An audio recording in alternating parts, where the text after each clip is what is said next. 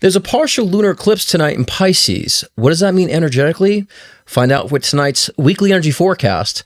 And Heather Exposito is back as we talk about how to maintain our spiritual balance during these shitty times. And we're answering all your questions with live tag team readings coming up right now. Let's abandon human nature for a mystical adventure. We're building on a vulture.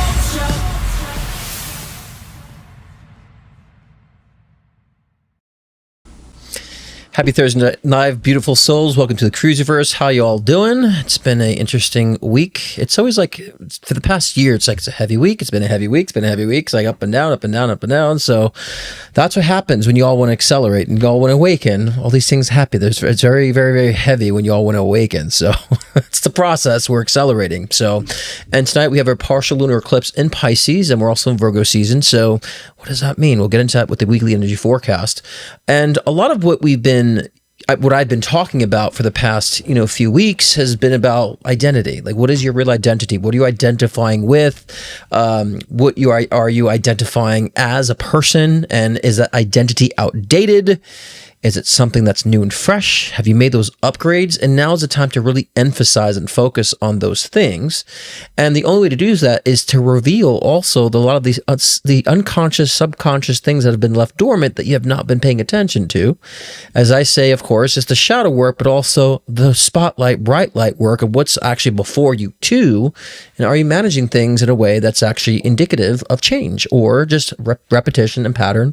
And is that your identity, the repetition of power? Is that you, that repetition and cycle and what was the other word I wanted to use? I don't know, but you get the gist of repetition there. And so it's been interesting times, but I think a lot of us can still see progression. And so we'll see what that means for the collective read too. And then we have Heather Exposito, of course, as you see in the thumbnail, she's back, and we're going to talk about the astrology too, but also how to really maintain your spiritual balance during these times right now that are very dense, chaotic, fragmented, and ways that we go about doing so. And then we'll get together with our tag team reading. So let's get these overlays up here too. So if you want to get your questions in, get them in now. And why is always my overlays? Excuse me. Sorry. Okay. For some reason, my overlays windows always disappear, and it's always behind the camera. So I had to go fix that. But if you want to get your questions in now, get them in. It's $25 for one question, and $35 for two questions, and $50 for a live video for both of us. Please include your question, but also with your place of birth, time of birth, day of birth, all that great stuff. So Heather can then pull your chart and see what whatever lies with your question and all that great stuff. So get those in now. And those of you who are watching, welcome aboard. And last week, I was just not feeling it, actually, guys. And Heather kind of agreed. So did Nina, agreed too. And our wonderful mod Nina's in the room too. The PayPal and Venmo links are in the description below for the reading. So if you have any questions about that, please ask Nina. She'll guide you. And get them in now because we'll close up very quickly. But yes, last week I was not feeling it. I was just like, what, energy's low. I don't feel like showing up with my energy being low. And a lot of people experiencing a lot of that dense, swampy energy. And Heather's like, you know what? Don't worry. You're always showing up for everybody else. So, you got to show up for you. And so, and I really took that to heart too, because I'm always stressing myself out about everybody else. But, there comes a time I got to caretake for myself too and mind my own energy. And so I appreciate both Nina and Heather were both very supportive of that and pushing to do that. And so that was great. So, and Heather and I had a chance to get our hair did for this episode. So we're good. We don't did our hair. Okay. I got a little haircut, slicked back a little bit more than usual. But let's get into this collective read, shall we? Let's do it. All right. Let's shuffle these cards and see. All right. And yes, I did. I went camping too. Went to one of my favorite spots. If you guys are on Instagram, I posted at the river, the Rapid River, as I call it. Our getaway. We definitely are enjoying our RV life for shizzle. Okay, that Four of Wands wants to come out. But let's see the week. And I want to, also emphasize what this eclipse in Pisces really means for us as we embark in the next week ahead, so to speak, because we're going from Thursday to Thursday, clearly, obviously. This way you know how to navigate the weekend, also with Monday too, and the end of the week. Okay, just still shuffling these cards. Good to see you all. Noel, good to see you as well. I am feeling better, thank God. Yeah, and I had a little allergies too, like, you know, they're really bugging last week as well. There it is. Did I say it? It came out again? I was waiting for that. Okay, give me a couple seconds. Let me tune in and we'll make this real quick.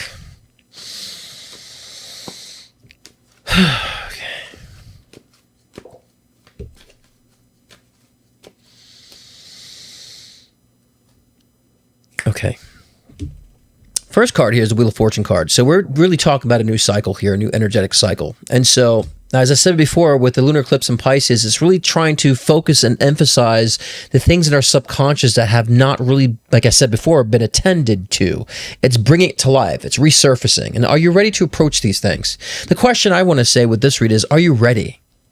Some of y'all are saying, I want the awakening, I want the ascension, I want the acceleration, but how many are actually ready for that type of shift and change? You see, because if you all have been prepared for the awakening and the shift and change, then what we're going through now would be kind of a no-brainer for you. Like, you'd be expecting these tides of shifting and currents to be what they are. You wouldn't be necessarily like, oh my gosh, you understand it's dense, but you'll also understand the journey of it and why it's here and what it's teaching us and how it's teaching us to expand and evolve. So are you really ready? Are you really ready for that new job, that new positioning, that new sense of responsibility? Are you ready for that? Y'all want the new job, the new change, the career, and all that money coming through, but are you ready to deal and to maintain all that? And a lot of guys might introspectively ask yourself that question and say, you know what, I don't know if I am ready for that. I don't know if I can really handle that responsibility. I'm kind of afraid of that. And you'll recognize that you have actually been pushing it away, even though you're in a dichotomy of, I want it so badly, but I'm not ready. So subconsciously, you're at this tug of war. But the eclipse in Pisces is really starting that energy of revealing that part of your subconscious that says, I'm not ready. But what does not ready mean? It just means that you haven't fully embraced and acknowledged the amount of growth and evolution it requires for you to be and live in the things that you say you love and you want. And things you've been trying to manifest, and things you've been trying to get in gear. That's all that's saying is you haven't allowed yourself to embrace the full picture of what it requires to get what you want. And a lot of it is that self-realization. And a lot of it is clearing out the unresolved karma, the subconscious residue that's been resurfacing for the past couple months, as I've been saying, because it's forcing us to understand this new identity. It's forcing us to realize, what do I identify with? Am I identify with things that really don't matter anymore and that are just repetitive and keep me stuck in a rut? Or am I identifying with things that are expanding my passions or expanding my love, expanding my intuition, expanding my discernment? Am I gravitating and identifying with those things? Because that's where I want to be. And those of you who are complaining about not having a relationship, and 90% of you all are not even ready for the new relationship. You're not ready to share your space. You're not ready to allow someone to come in and to cohabitate with you. So therefore, you keep it at bay, even though you want it. You see, all because you want something doesn't necessarily mean that you have to have it now or experience it now.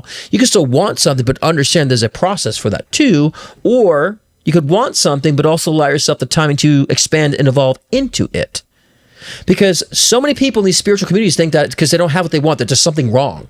Like checking a box and somehow like it's just the spiritual way of living, that I have to master them and check all these boxes because otherwise I'm not spiritual, because being spiritual means I'm supposed to have all those things. And that's a bunch of bullshit. Stop identifying with that nonsense. It's not spiritual. It's actually just physical, psyops, mental control bullshit to keep you bound to physicality, to keep you bound to buying and consuming and stuck in consumption mode. And so, and the people who are selling you those things, you're buying their courses, you're buying their books, you're keeping them rich in that sense, and you're just exhausting all your financial resources because you want. So practicing desires, I always say, is a bunch of bullshit. You know what you want. You have to remind yourself over and over again what you want. The question is, are you equipped or equivalent to the things that you say that you want? Are you that same person that is the relationship that you say you want, that is loyal, that's giving, that's loving? Are you that same person? You know how many people I see that say they want all these things in a mate, but they don't bring anything to the table? They show up, they just wait for the person to start conversation, they wait for the person to lead, and they don't really show up and do anything, and then they wonder why they're not matching with relationships. I'm like, you're not even engaging with anything. You sit back thinking, I'm supposed to receive and receive and receive, I'm supposed to identify what people give to me, versus what the hell are you giving to people? What are you providing? What are you expressing?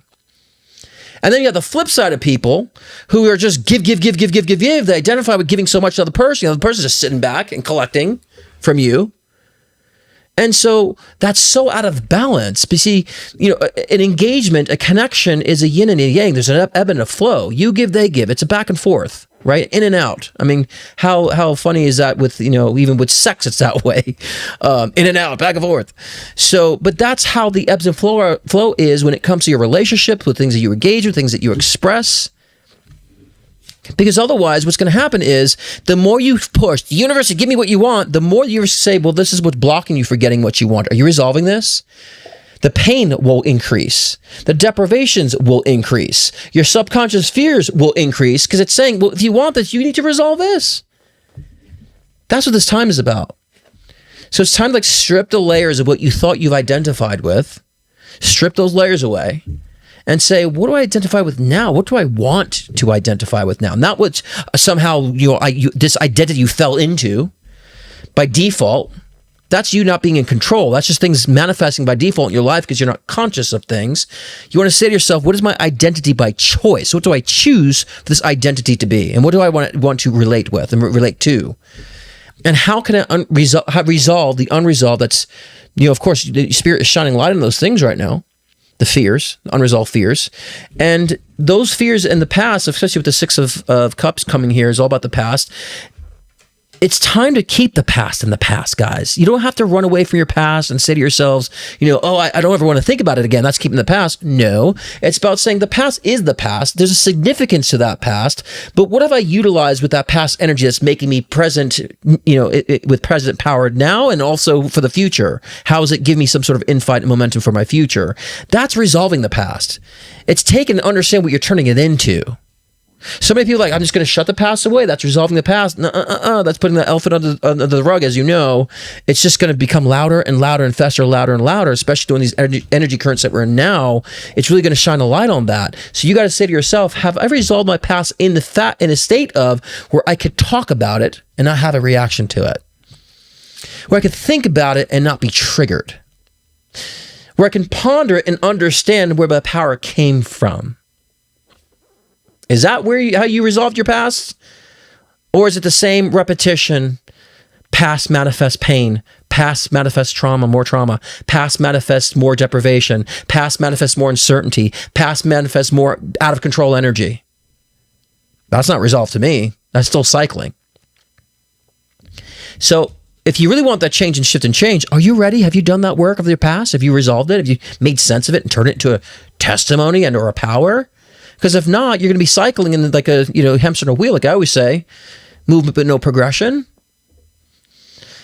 But now's the time to understand that foundation and recreate that. And I love that the Four of Wands fell out. I put it back in and came out again. It's really talking about your foundation. And it's home life. That's very much Virgo season too. It's focusing on the home life and home energy, foundation, practicality, right? Thought process. With Eclipse and Pisces, really talking about intuition. It's really talking about also things that are buried deep down in your subconscious, your imagination, right? So we want to take the non-physical and make it tangible with Virgo season and solidify that. As above, so below. We want to crystallize the ideas, crystallize the change, right? The love, the passions, crystallize that now. Make it practical for yourself. Make your past traumas practical, saying, this is why it's practical for me that I've been to this. This is why I'm empowered now. What could do this be a testimony and or change and shape things in the future because of that deprivations of my past, right? Crystallize it into a practicality and make it a benefit in your reality instead of deprivations. And so this is what this time is about. It's not about, focusing on why the world's fucked up, because everyone's fragmented right now, right? I think Nepal, there was those mudslides, and that's the crown chakra of the earth, right? And so what is that telling you without crown chakra? Things are fragmenting. Things are collapsing. Things are coming down. Older systems are breaking down. Old ideologies don't work anymore, are crumbling down. They're crashing down, which is leaving space for the new idea, leaving space for new inspiration and more inspiration, leaving space for intuition and discernment.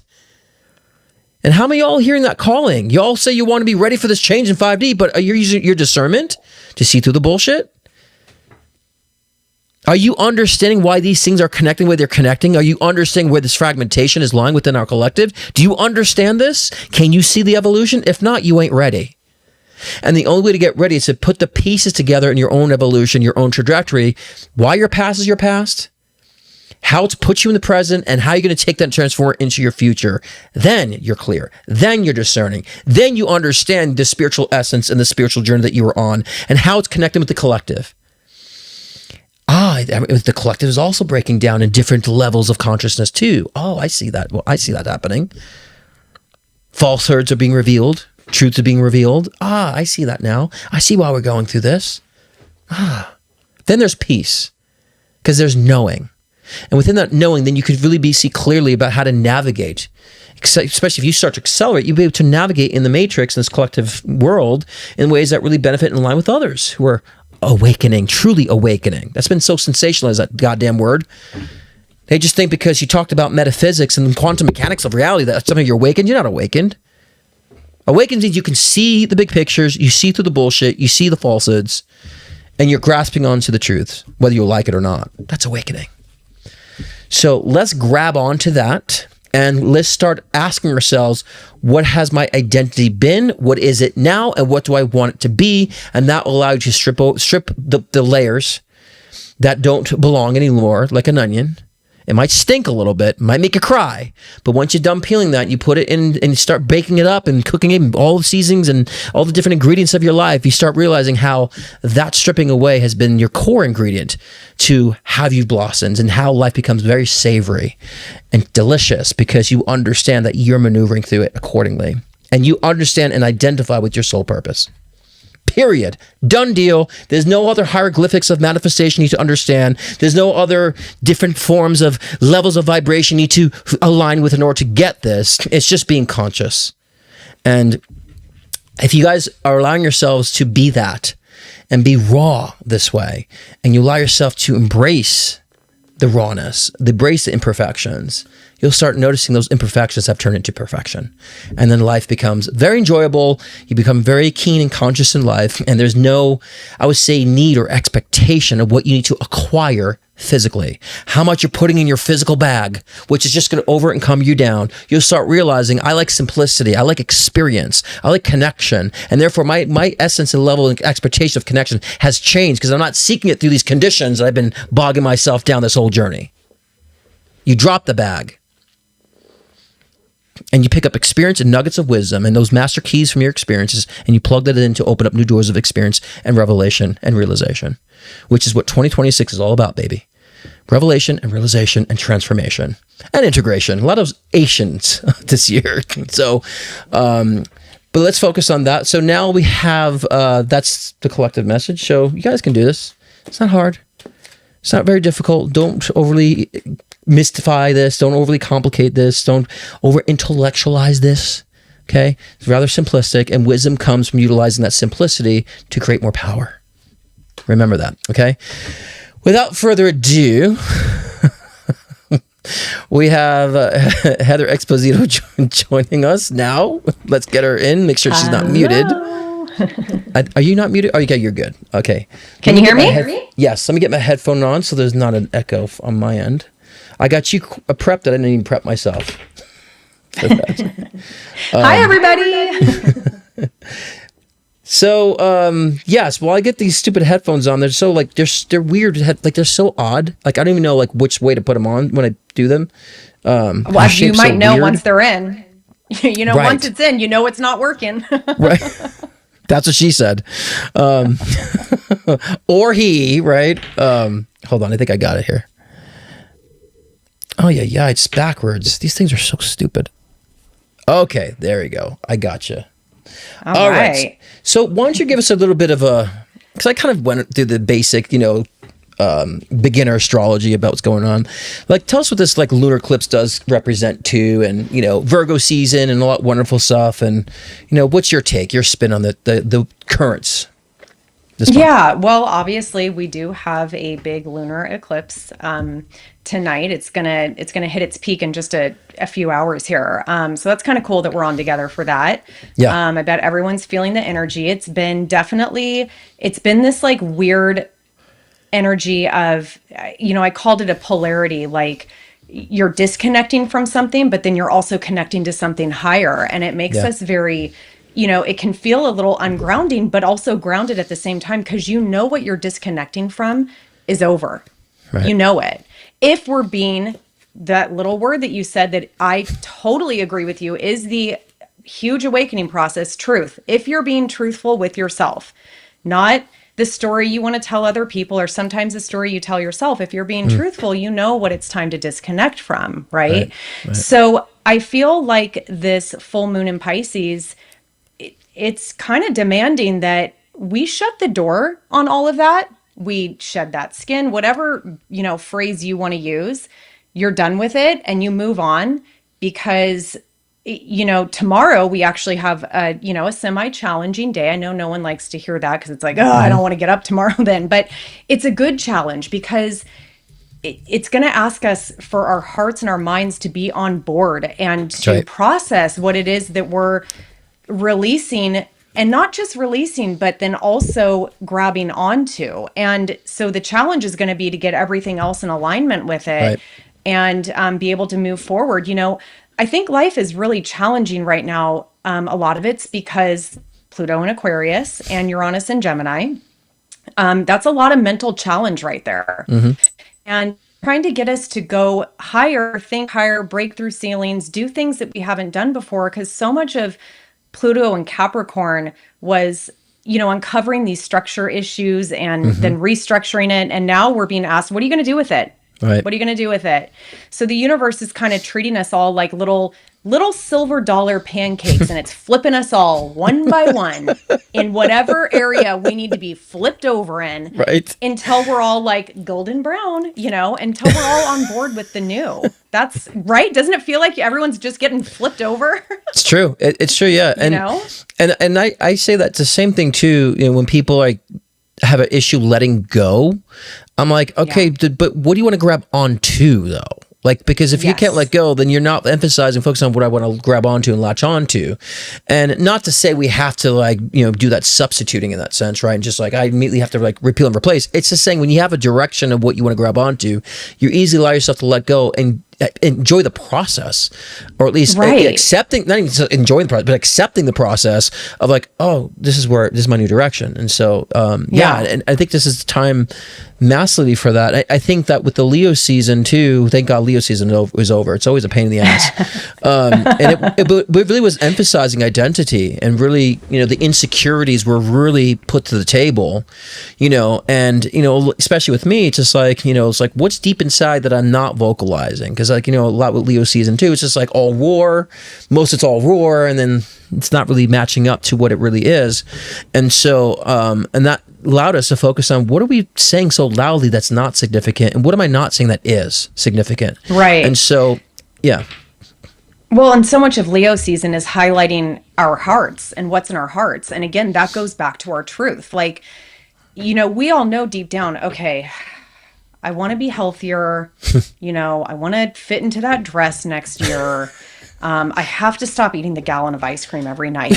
We know that truth, right? I'm not really speaking to me. I know. You never know. A pint, maybe. Have you ever been pregnant? No. You got a point. No, I like to sometimes use really simple examples, because sometimes when we talk about these big, heavy things and use these big spiritual words, and the regular folk, they're like, I don't know, none of that really resonates. I'm like, how about, something you're trying to attain, like better health, right? We all know the truth of what we're really doing. We all know that we're really snacking at 11 o'clock. You can go in and, sit down and tell your hairstylist, no, I don't know what's going on. I use really good stuff. And I'm like, yeah, right. You've got Suave in your bathroom. Don't you lie to me. Right. I know why your color's fading. Yeah. Don't lie to me. But that's the thing too. That truth.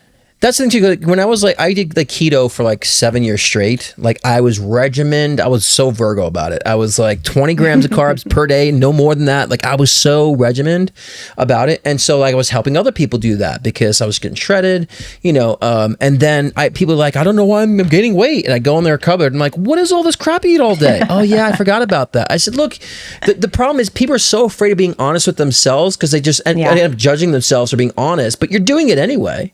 Yep. So I think a lot of times people just understand, I'd rather be honest and truthful and know what the deal is than like try to cover it up so I don't feel judged, and Right. so that's a lot of what I think stalls a lot of people with growth and change and realizations is a judgment factor. Yep.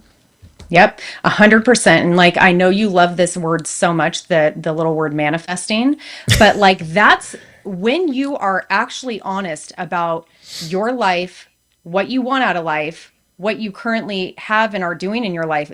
And then you make that change. And like you Right. said, it's not like the replacing, like switching one addiction for another. It's not, it's Right. exactly what you said. It's not like that. It is, okay, this is what I want in life. So yeah, I probably have to get rid of this in order Right. to attain that. And that's when the real manifestation happens. That's when the things that you desire start to become tangible in your Exactly. life. I mean, that's why I'm sitting here today. Like, Yep. you know what I mean? Like I made all this happen because I was truthful with myself, 10 years ago and was like, this is not working. Right. Right. Right. So, And Yeah. I don't like the sensationalized new age term manifest. To me, manifest is like a result of your actions, a result of what Yes. you've processed, and then things manifest in that sense, right? And so, yeah, and focusing on like a lot of the, I hate to sound so cliche when I say the shadow work, but we have to constantly ask ourselves: are there things in the shadows that I'm not attending to, like checking in? Every so often, is there like thoughts and fears that are there that I'm just not aware of? Because so many people like, I'm so wanting a relationship, I'm just tired of being alone, and it's like, but then they're not ready to be loved. Once someone Right. comes in to love them, push it away because they're not ready to be vulnerable. And Yeah. so we have to be honest to ourselves that way instead of pushing it aside where we deprive ourselves more, because the brain says if I acknowledge it, it's true, then it actually blocks me from having it. Like, no, that's the 100%. opposite. Acknowledging sets you free of it. And then you get to take care of that and make the realization and perspective shift, and then it guides you accordingly versus not addressing it, which will continue to manifest the same results of deprivation. So it's a lot of these patterns. I think people need to understand spirituality, and the topic you and I are talking about is how to maintain your ground, your spirituality in this time of crappiness. And I always say that we Yeah. have to understand: are spiritual gurus telling you how to think and how to process better? Are they telling you how to refocus, or are they just telling you how you need to desire more? And so I think in this time of deprivations, this time of density, this time of a lot of fragmentation with idea and thought, we have to say to ourselves, am I thinking better? Am I processing better? Am I perceiving things better? Yeah, it's about, Simple. I talk so much about the heart, and that's a lot of my focus, like in my work and what I help people do. But it's also, it's a mindset, which, when your mindset is different, your heart is different, right? And I think that it's when our mindset shifts, that's really where spirituality comes in, which is funny because mindset can be so correlated to logical thinking or, Right. and spirituality and logical thinking don't really go hand in hand, but they do. Yeah. It all works together when it's all well oiled and all the, the cranks are working together. That's when all the magic happens. Yeah. Well, I would encourage people to ask themselves, where's your logic coming from? Right? Because logic is our brain. It's the processing system we have is our brain. And so it has a lot of coded logic from past experiences. And there's a lot of logic that's outdated and or irrelevant to what we want now. And so I love to use the analogy of, you could have been abused by a loved one in the past. So your logic is now to be loved is to be abused. So I'm going to avoid love at all costs. Is that really rational logic? But that's a logic created because of experience and or unresolved experience. So we got to check in. What's my logic? And where's my logic coming from? Is it coming from the news and when I'm finger fucking the screen and all the stuff I'm seeing? Or is it from my experience and or discernment, or from, my intuition? Because, Right, I would say the soul of who we are, our intuition is what is driving our consciousness, and what's telling us where we focus is our consciousness. We have that choice to understand where we're focusing and or how to program. But of course, we have things in our society, in our world right now that's programming for us. And so Absolutely. And all of that, childhood, like you said, the past relationship thing, so much of our lives make up our belief system, and that, logical thinking, I feel like also goes hand in hand with our belief system. What do we Yeah. believe about ourselves? What do we believe Right. about relationships? And how do you, so the big question is like how, when your belief system has, been formed this way, right? Yeah, you can try to control it, but if you live in a situation where that's all you hear and that's all you know, how do you maintain spirituality? How do you grow into spirituality? Like you said, in this kind of crappy world that we see a lot. How do you do that? Right? My first thing is I like to keep the first thing is the main objective as possible. And the simplistic way of doing that, saying, well, everyone has a story. There's a reason why people do what they do. And it could be a sad story, a story that creates empathy, or a shitty story, and so, but there's always understanding why what the reasons are for things and why things are connecting the way they do. It's important for us to try to see things in that facet, especially the world. Look at the world we're in. There's a reason why we have the leadership we have today, and there's a reason why there's a polarity the way there is too. There's reasons for those things. And so if we can find back and see why these things have connected and why they've manifested the way they have, then we become more insightful. Then we become more determined in saying, well, then things need to shift and change, and I have to make sure I don't participate in those things that created the results that we have today. So we start behaving differently. We start seeing things differently. We start encoding and decoding things differently in life, and so the first thing is to take a step back and say, let me double check, like I said in the beginning, do I really identify with this? Because so many people, we've said this many times, that, these beliefs have become crutches for people. These ideologies have become crutches. So they identify with that. I identify as MAGA. Trump's my savior. I identify with Christianity. I identify with all this crap, right? I identify with liberalism, whatever it is. Yeah. It's like, is that really you though? I mean, there might be some sort of relation. So we have to take a step back and be objective. And is I think most important right now. Oh, I completely agree. And honestly, I think my objectiveness and ability to do that, and to kind of, I always say, like an angel's perspective, that's what kept me sane. Not that things aren't crazy now, but when they were really crazy, like 6 years ago, that's what kept me, sane and like grounded, level-headed. I wasn't fighting with everybody around me. Like, sure, there were certain things I wanted to fight about, but like just taking a step back, angel perspective, objectiveness, 360 view, whatever you want to call it. And that, that's what helps keep me in my spirituality and like the person that I want to show up as, Yes. When we were having this like conversation about this topic for this, and I shared this with you a little, I was in the pickup line for school, which anybody out there that's in any pickup lines for school knows that, oh boy, they can be a lot. Okay. It is like a bloodbath. No, I'm just kidding. But someone kind of raged in and like came from the wrong side and cut in front of everybody. And like, my first thought was like extremely foul. I'm not going to say trucker's mouth because a hairstylist actually has a worse mouth. It was like hairstylist mouth. I was like, it was not angelic. Okay. And I think that's okay because it was rude. Right. Yeah. But how I talk myself out of it and get back to the person that I want to be is maybe they had an emergency, maybe they had this, but then, then you have the argument of, well, how many passes are we going to give that person that did that? True. Right? Are they going to do it again? So true. I don't know. And sometimes people just and hide from everybody that sucks. Right. But sometimes people are just shitty people, but one thing I recognize too is like, we have to understand the ability to disassociate. You know what I'm saying? And we're always so connected with things, especially with social media. We're always so connected with everything. And so, and a lot of people become more empathetic so they can feel the emotions, so they're reactive to the emotions, they feel it in front of them. And so we have to understand how to disassociate too, and how to disassociate even from the density of this world, and understand that power behind disassociation as well. Because so many people are so intertwined with the bullshit, but they disassociate with the good stuff.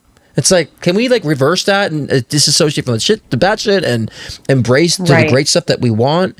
And so, and for me, I was just thinking to myself that, there's so much heaviness going on right now. People are at a stage now too, where they're working, they're just trying to survive. And a lot of people are like, what's the point anymore? Because customer service has definitely taken a decline, right? Like people are just not even doing their job. They don't even care anymore. It's like, but how can I expect them to? There's dead end jobs. They're struggling just to pay their freaking rent, and so people's like spiritual, morale has like declined. And, and so I can see that with people. I could see people just like frustrated and just, upset because they just keep trying and trying and trying. And, and there's a lot of that. There's a lot of people who have not jumped on to the spiritual community, to the spiritual aspects of self, to identify passion or identify what they truly feel and go with that, because they were never taught that. They're just taught to be ashamed of that because of religion and society. And so I see a lot of that happening. And so I try to do the best that I can to understand that, but also disassociate and say, I'm not in that space though. So I have to, if anything, if they are being that stressed out, show them ease. And just and then bad behavior needs to be called out too, because many people are not doing that either. So I call it the bad behavior as well. I was like, excuse me, it's not all about you either. You know what I'm saying? So, and that's also disassociating by saying I'm not allowing it to happen either. Like you said, not the free pass. You know what I mean? Yeah.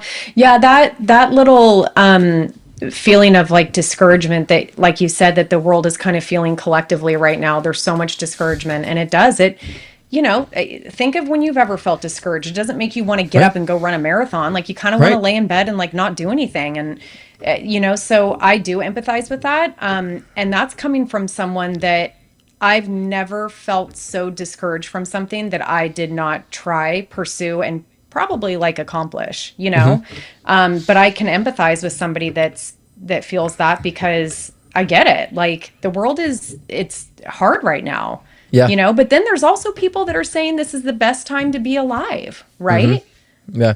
Well, in the bigger picture, because of the amount of transformation that we're going to be seeing, we're going through it now. Like the layers are shedding, but, right now it's very, very reactive. And I always say what you react to, you relate to. And so, and even though sometimes I find myself reacting to petty shit, I'm like, I'm relating to that because there is a lot of petty shit going on that I'm having to deal with, in this world right now. And so then I react to that. And so we can get a good grasp on where we're at too, based on what we're reacting to, and understand, well, I'm relating to that to some degree, because if you don't relate to something, there's no charge, it's kind of like, whatever. Right. And so, and I think that that's where we could just allow ourselves to take a little bit of a step back. Doing these little things gives us a broader perspective, which allows our intuition discernment to kind of shine through. And therefore we can see a bigger picture, what's really going on, Yeah.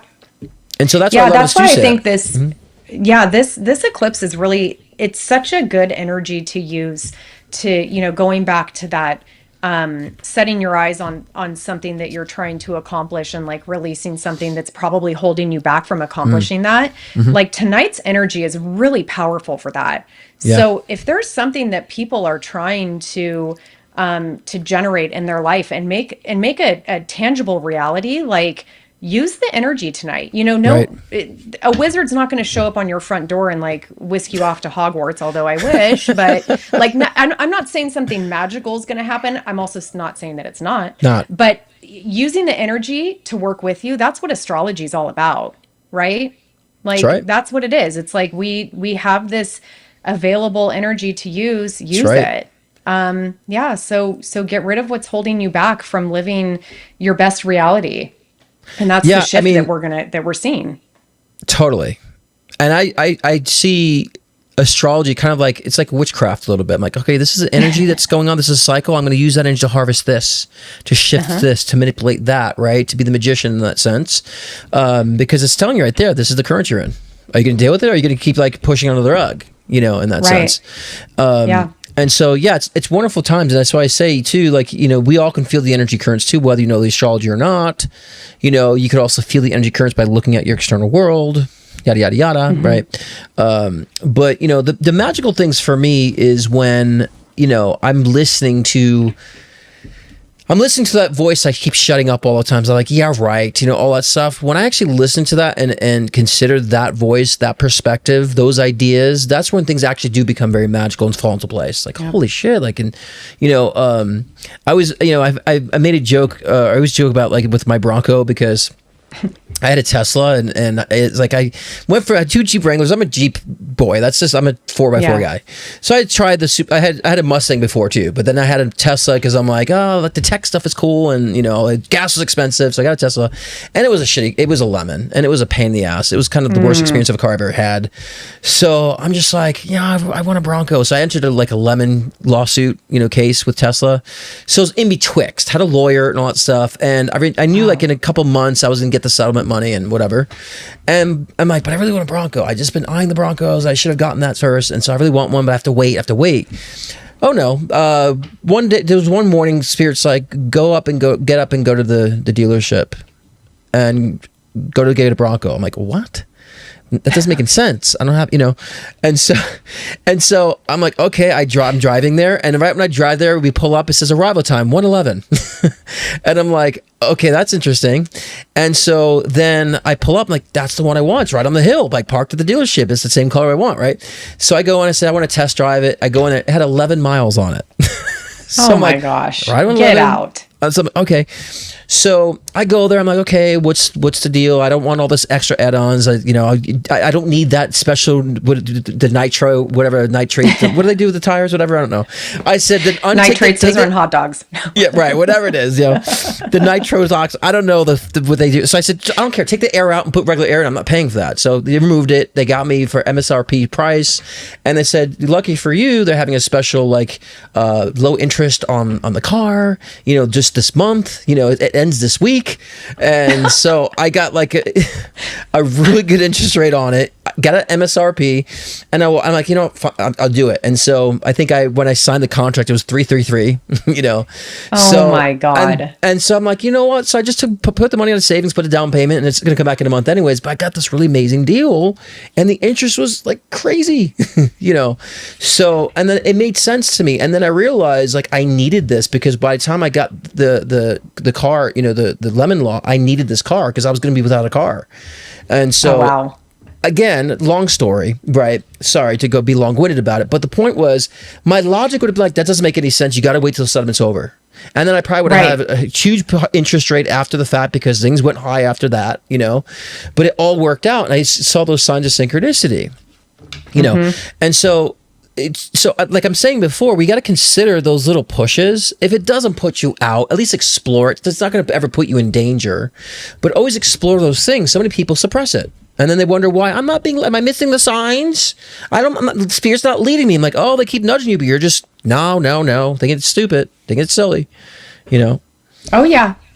I could not agree more. And honestly, every single time I don't listen to that intuitive voice that, it pings me in a flash. Like I don't think about it before and I don't think about it after, right? That's how it kind of works. And every time I don't do it, I get to, wherever I'm going and I'm like, oh, right.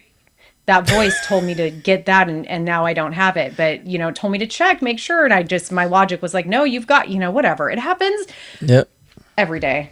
Every day. And I'm like, when are you going to learn? You teach this stuff? Right. You help people find this stuff? You talk about this stuff? When are you going to... Seriously, come on, girl. Listen, listen to that. Because even when before we moved to freaking Reno here, like I said, we got to go this weekend and look. Like we have to just go this week. We need this just this weekend. And of course, then we found the house we're in today. It was just right when we were driving there. It's like it came up as the listing was available. Like... That's it. That's the way to house. I did it for my parents. Oh, really quickly. My parents, I found them a place out here too. They moved. I said, you better get on this place. My mom teaches yoga and Pilates and teaches, and trains. And she did so in Palm Desert. She at a country club.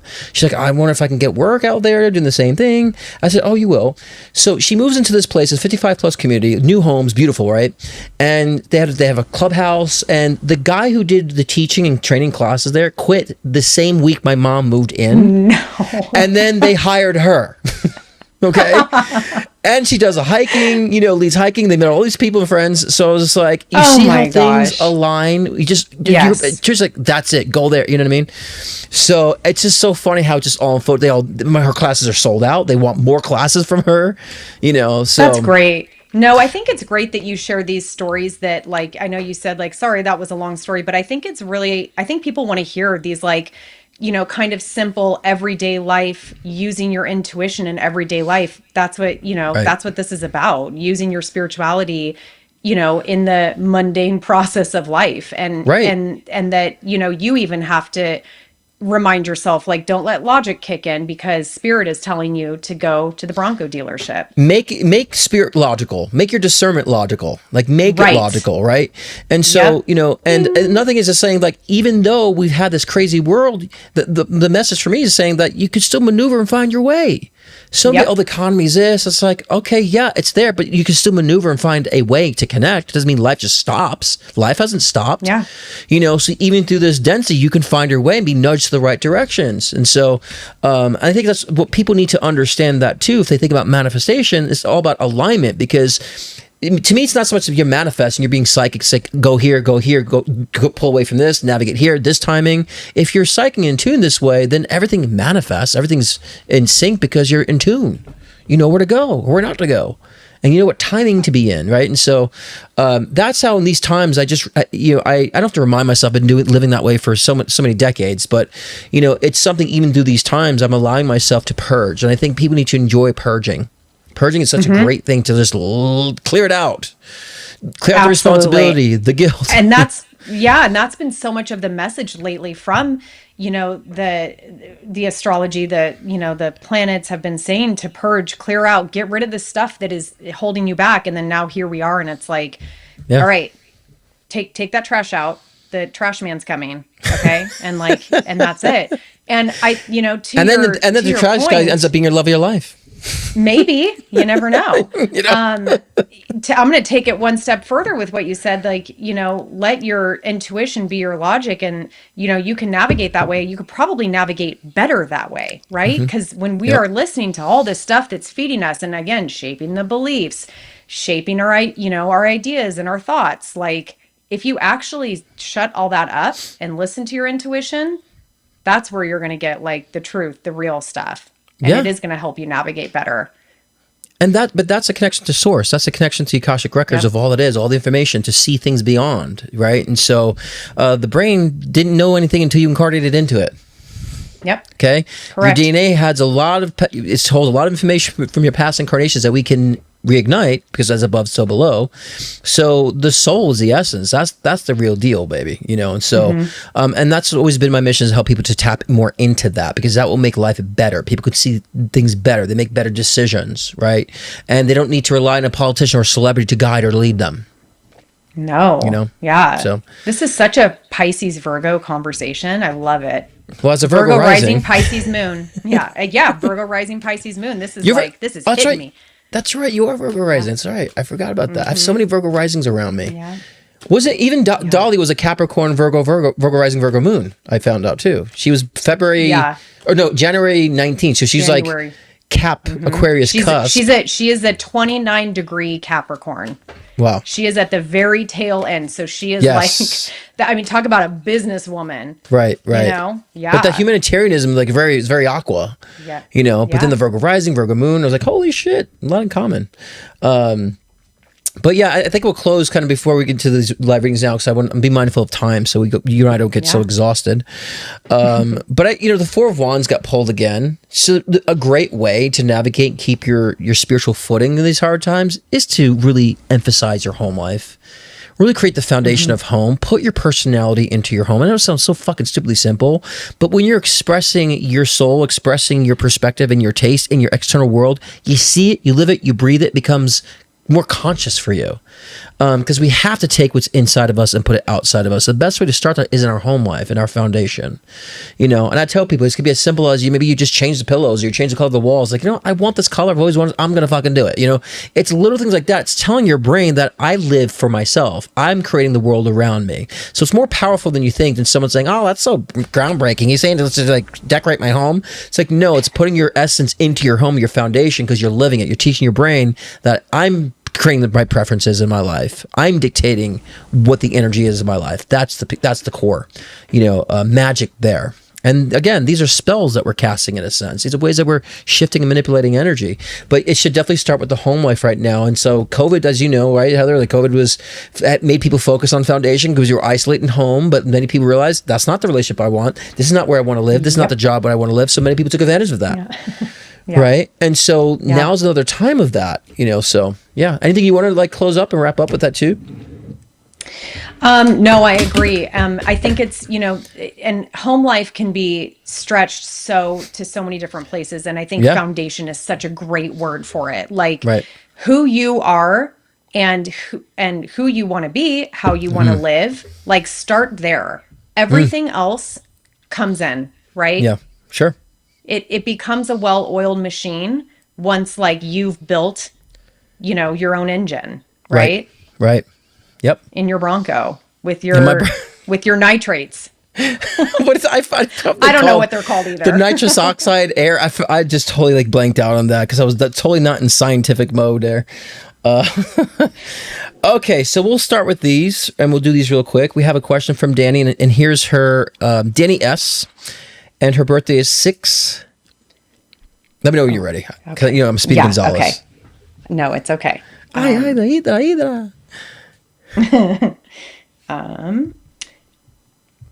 Danny. Okay, go ahead. Birthday?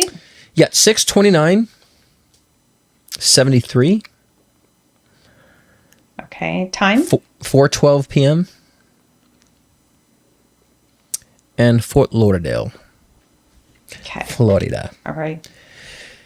Okay. So the question is, you read Me, My Mom last year. She's crossed over. Had a dream with her recently. Is she disappointed in me leaving family dynamics? Second question, is my son going to thrive at middle school? Was that the right decision to enroll him? Okay. So these are questions probably not in the chart. So maybe you could just do like a simple overview for her, real quick. We'll keep these really quick too for time's sake. Because we actually do have a lot. I'm going to shut the readings down in about 10 minutes, Nina, because there's already a lot, so I don't want to overcover Heather or I, so we're going to shut them down in 10 minutes, so get your questions in now if you want to get them in. They'll be shut down soon. Okay. All right, so let me see. Okay, the first question is your mom disappointed leading family dynamics? It's interesting, Dana. Your mom is more disappointed in the family dynamic, so I think that she really is supportive of you having to take some space from this. So she's not disappointed in you of having to take space. She's disappointed in the fact of how they've fragmented the relationships with the family that cause you to have to take some space, if that makes sense. So no, your mom is supporting to take that air for yourself, she's saying. Okay, so no, she's actually very supportive of that. And yeah, I think your son, middle school, I think it's a good decision. I think your son will do well with, friendships. I think he needs experience of that kind of friendships and those who may not, in a little bit of conflict, but I think he'll navigate that very well. So I think that's a good decision to do that as well, that you've enrolled him, as well. And so, but yeah, the new middle school feels like he'll, I just feel like he's like one of those kids that just like he'll work well with the conflict and work well with finding the friendships. I feel like he'll work well with that. It might take him time to adjust. Don't get me wrong, but I feel like in the bigger picture, yeah, this new school feels good for me. So, anything that you just want to like just really shoot out real quick about you see coming for her in her chart real quick?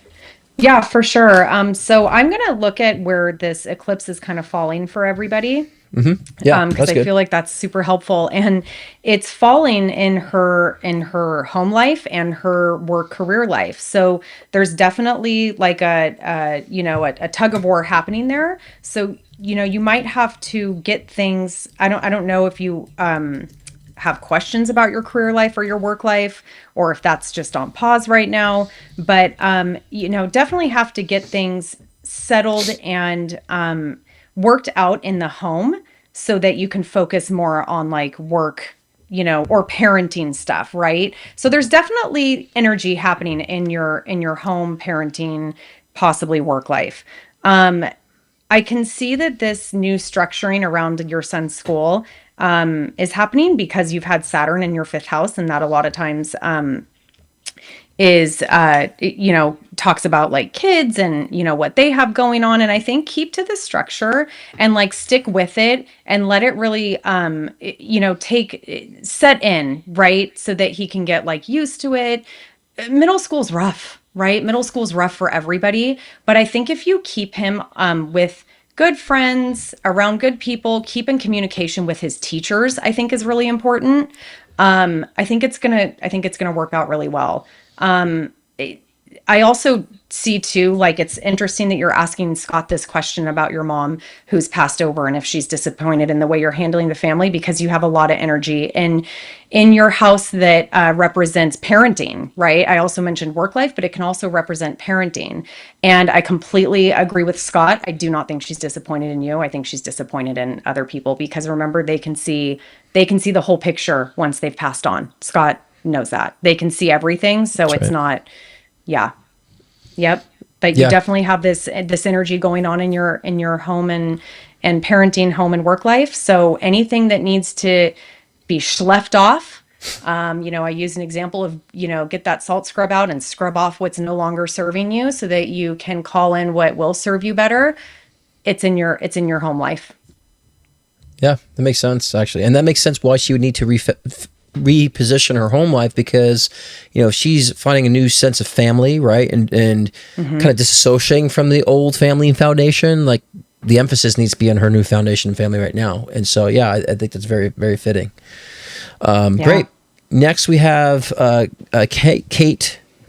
I'm confused because she sent what is our price here? We have 2 questions for $35. She put 2 questions. Is this 4 questions? I'm confused.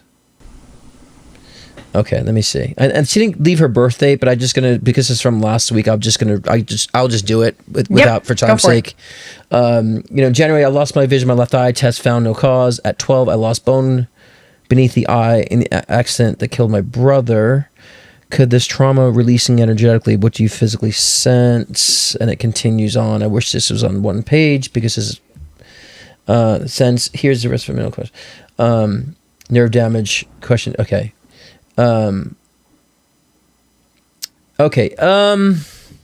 I guess the question you're saying is, I think the trauma is resurfacing, yes.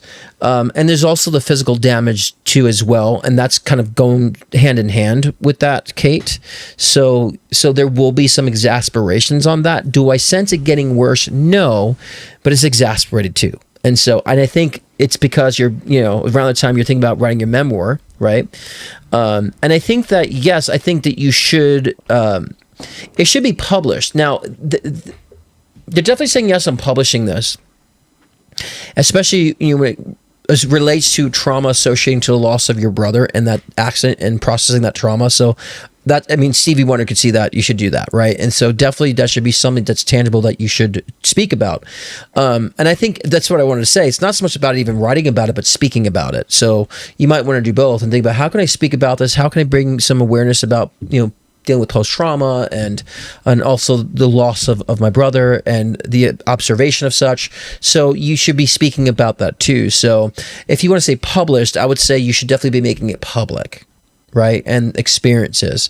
I would never tell anyone to not, express their experiences. But some think, I'm putting my experience in a book and I'm going to make money. It's like, not so fast. That may not happen when you're making money, because that's just everyone has a story.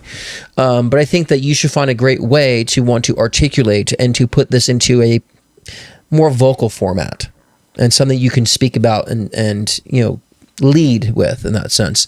And of course, writing it would have to be kind of the underlining, tangible for that. But yes, I definitely think you should put that in motion, but think about how you could speak about it. Okay, that's what they're saying. But the eye stuff, again, it goes back and forth to me. It doesn't feel like there's any degradation. It does feel like, yes, a lot of that past trauma could exasperate things and bring up a memory, right? Of, you know what, this is how I felt like when I was, in that time. And so you will relive that. You're saying you put the birthday up top. I'm not seeing that. Let me double check on this again. There's no birthday here. No, there's no birthday. Okay, you want to do this now? She put her birthday in. Now she want to do it now. Mm-hmm. So it's 5/22/69. It's actually in the chat if you want to see there too. see the chat. Okay, you're good. It's What time? 10:50 p.m. Okay.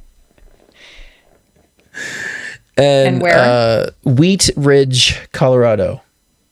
Okay. I always wish I could, but I can't. Is it like too small? Yeah. I have like No, it's it's not on there. yeah. Oh, it's not on there. You could collapse No. it. You could put it on there. Oh, that might take a whole tech lesson. It's fine. Scott. I don't know. about I know. that. Yeah, we won't go Okay, through that. 5:22, 69, 10:50 Yes. p.m. Wheat Ridge, Colorado. Yes. Yeah. Great. Okay. Just about All right, give me just a sec. yeah, what you see in relation Yeah. to like health and also writing. Yeah. Okay. Well, health, you've got Uranus. Nope. Sorry. I'm looking at the wrong thing. Hang on one second. Okay. Well, I want to look at the eclipse really quick because that's like our current energy. Again, it's like coming up here in like 2 hours, the peak of it. And it's hitting you, Kate, in your houses of your self-worth, your self-value. And then, it could be things with, like taxes, other people's money, investments, inheritance. I don't know if you have anything money financially going on, and then also just like your confidence around those topics and your self-worth. So maybe it's time to and I know this isn't what you asked, Scott, but again, I'm looking at where the eclipse is. Let go of like any old self-demeaning, lack of self-worth, so that you can move on and maybe attain these like higher goals. Maybe it's financially, right? Or maybe it's intimacy, or maybe it's, you think more of yourself to have healthier boundaries with people, right? That's like a theme for this too. So that's kind of what I'm seeing right now currently with the eclipse in Kate's chart. You also have, if you're feeling like these feelings feel super big, like there's a lot going on in your chart that would explain that too. Like if everything feels really big right now and like really intense, like you've got Jupiter really close to your moon. You have your moon's in Leo, which is awesome, but sometimes that can be big feelings, especially right now. So, try not to get too wrapped up in like the big emotions, because like this too shall pass, right? Feel what you need to feel, but make sure that you are valuing yourself and loving yourself. And that's kind of like what Scott and I were talking about, the foundation and building the engine for yourself. And then, everything else becomes a well-oiled machine. So your self-worth and your self-value are big things that I think could probably be tuned up maybe a little bit. Agreed. Yeah, I definitely agree with that 100% actually. All right, hopefully that works for you, Kate. And next we have Katie, right? Okay. I love and birthday is May 8th, 91. She's a youngin'. Yeah. 12:58 p.m. and Kissimmee, Florida. Okay, and let's see here. Any insight or advice on my career? I've been applying and interviewing for months, but haven't been able to land anything. Currently, I'm in corporate event management and have been applying to similar roles. Okay, let me see. First thing to make sure you're applying in the right area. No, event management is the right area. I don't know if it's a corporate idea. There, here's a couple things. You're in the right avenue. I think event management, that whole thing, working with a team is great. I just feel that you perhaps are limiting your scope on where to go. And so I don't know how to articulate the space that you're in, but there might be other things that are maybe not corporate that have great opportunities of connection for certain event, management and collaborations that you might want to just be open to.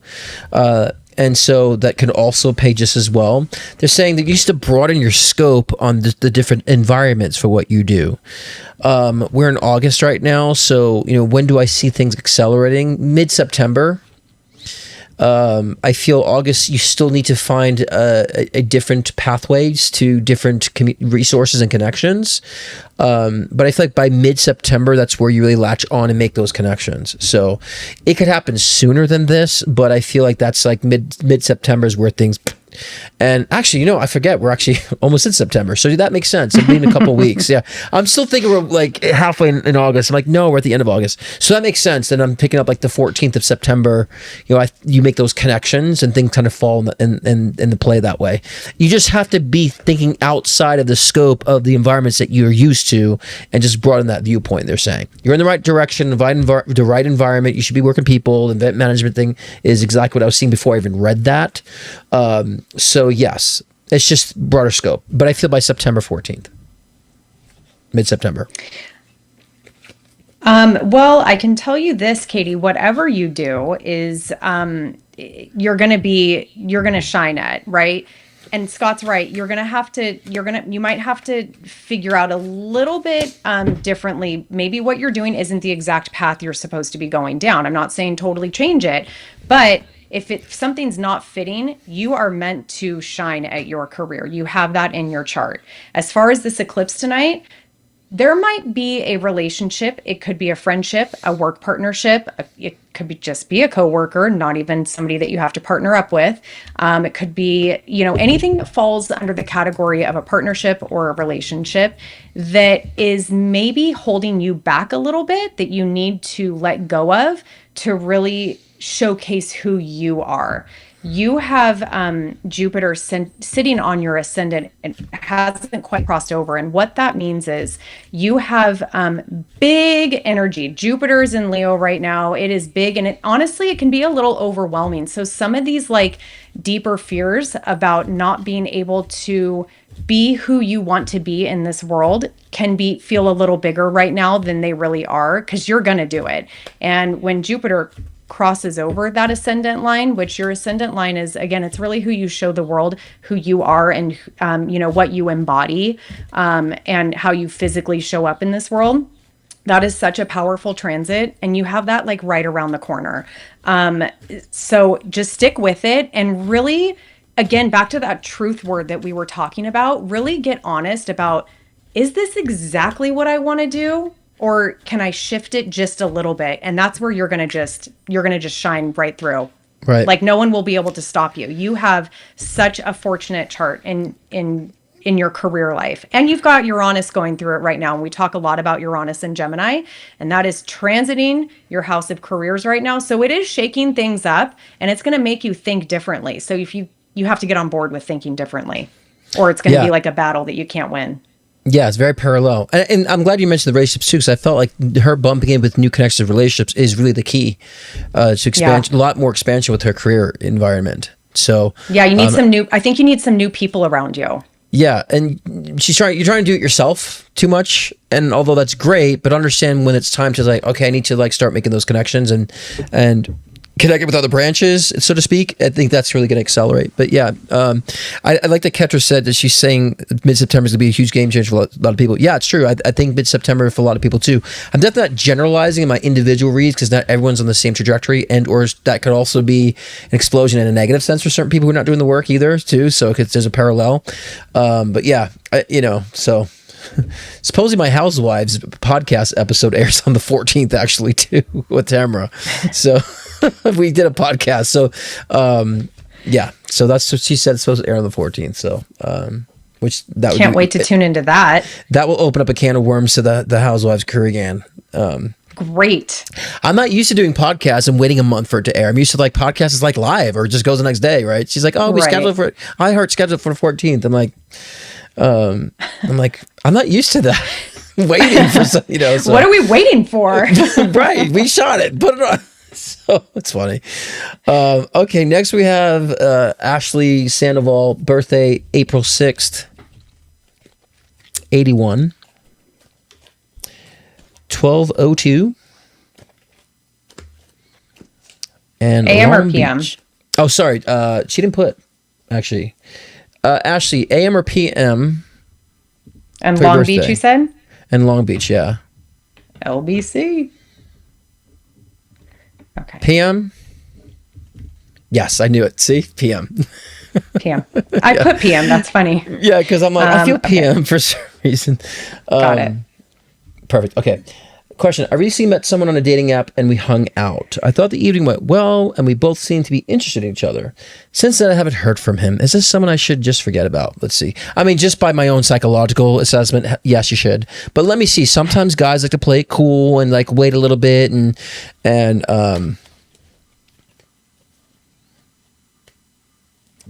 interesting. I'm just gonna just pull a couple cards on this. Okay. I mean, this goes against my logic, because my logic's like, girl, leave it, right? But then when I read, it's different. So I actually pulled the Lover's card and the Two of Cups came out. So I actually think this has a potential to be a relationship, actually, and or you are in the chapter of meeting a new relationship and having a new relationship. So you're in that chapter. Now, this individual, for me, feels like, yeah, and the Four of Wands came out for you too, Katie. Or Ashley, this is crazy. So with this specific person, I just feel like they're very sensitive. I feel like the man is playing the girl role, right? Where it's like, well, I'm going to wait and see if she's interested, if she wants to like go out again. I'm just going to wait a little bit. You know what I mean? So I think there's a lot of that going on, and there's a lot of insecurities going on there. So there could be some complications as far as getting things going. It has potentials for that, but I also feel like whether it's this person or not, there's going to be a chapter of dating and a relationship anyways. I just can't predict if this person is going to grab themselves by the cojones and be like, okay, let me jump the gun, because you might not like the fact that you have to kind of initiate a little bit. You're both waiting on each other. That's the problem that's happening right now. He or the person seems very insecure in a sense, and very uncertain of themselves. You know, actually, you both feel that way a little bit. So you both need to grab yourselves by the soul cojones and be like, you know what, this is how I feel. Let me reach out. You know, and so, but I think that's the position there with him. And so I personally think that it's going to be, like I said before, challenges with this person and getting through to them. And so, but I feel like this is a stage of love anyway. So I feel like you'll meet someone that's going to be led into a relationship, and you know, that is a chapter right now. I don't know if it's specifically him, even though there's potentials. I don't like the insecurity on their part, and the need to be chased. You know what I mean? So I would say, but with the Lovers and Two of Cups, it's the chapter of love. It's a chapter of meeting somebody. So I would just be more open to what you need right now. As simple as that sounds. I love that you said, did you say the word insecurity? I don't know, something Yes. with this person has, yeah, okay. Yes, So and right when you said that, it was really quick. Right when you said that, the time was 1:11:11. 1 hour, 11 minutes, 11 seconds, right when you asked that question. I just had to say. See? It's crazy. Okay, so I have a few things to say on this. And I'm not going to be, you know, this is when hairstylists hear this, we're like, girl, no, absolutely not. That's what I He said needs as to a- call you. Right, Yeah, no. exactly. Okay, so I'm going to put that all aside and I'm going to read the damn chart. Okay, so Ashley, I agree with Scott. You are going to find a relationship.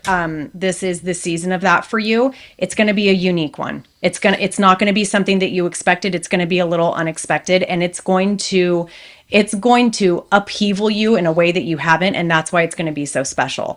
As far as it goes with it being this person, that one I'm not totally sold on. I feel like in the coming months, especially when Venus moves into Scorpio, and then she's going to retrograde there, and that's going to be a whole other thing.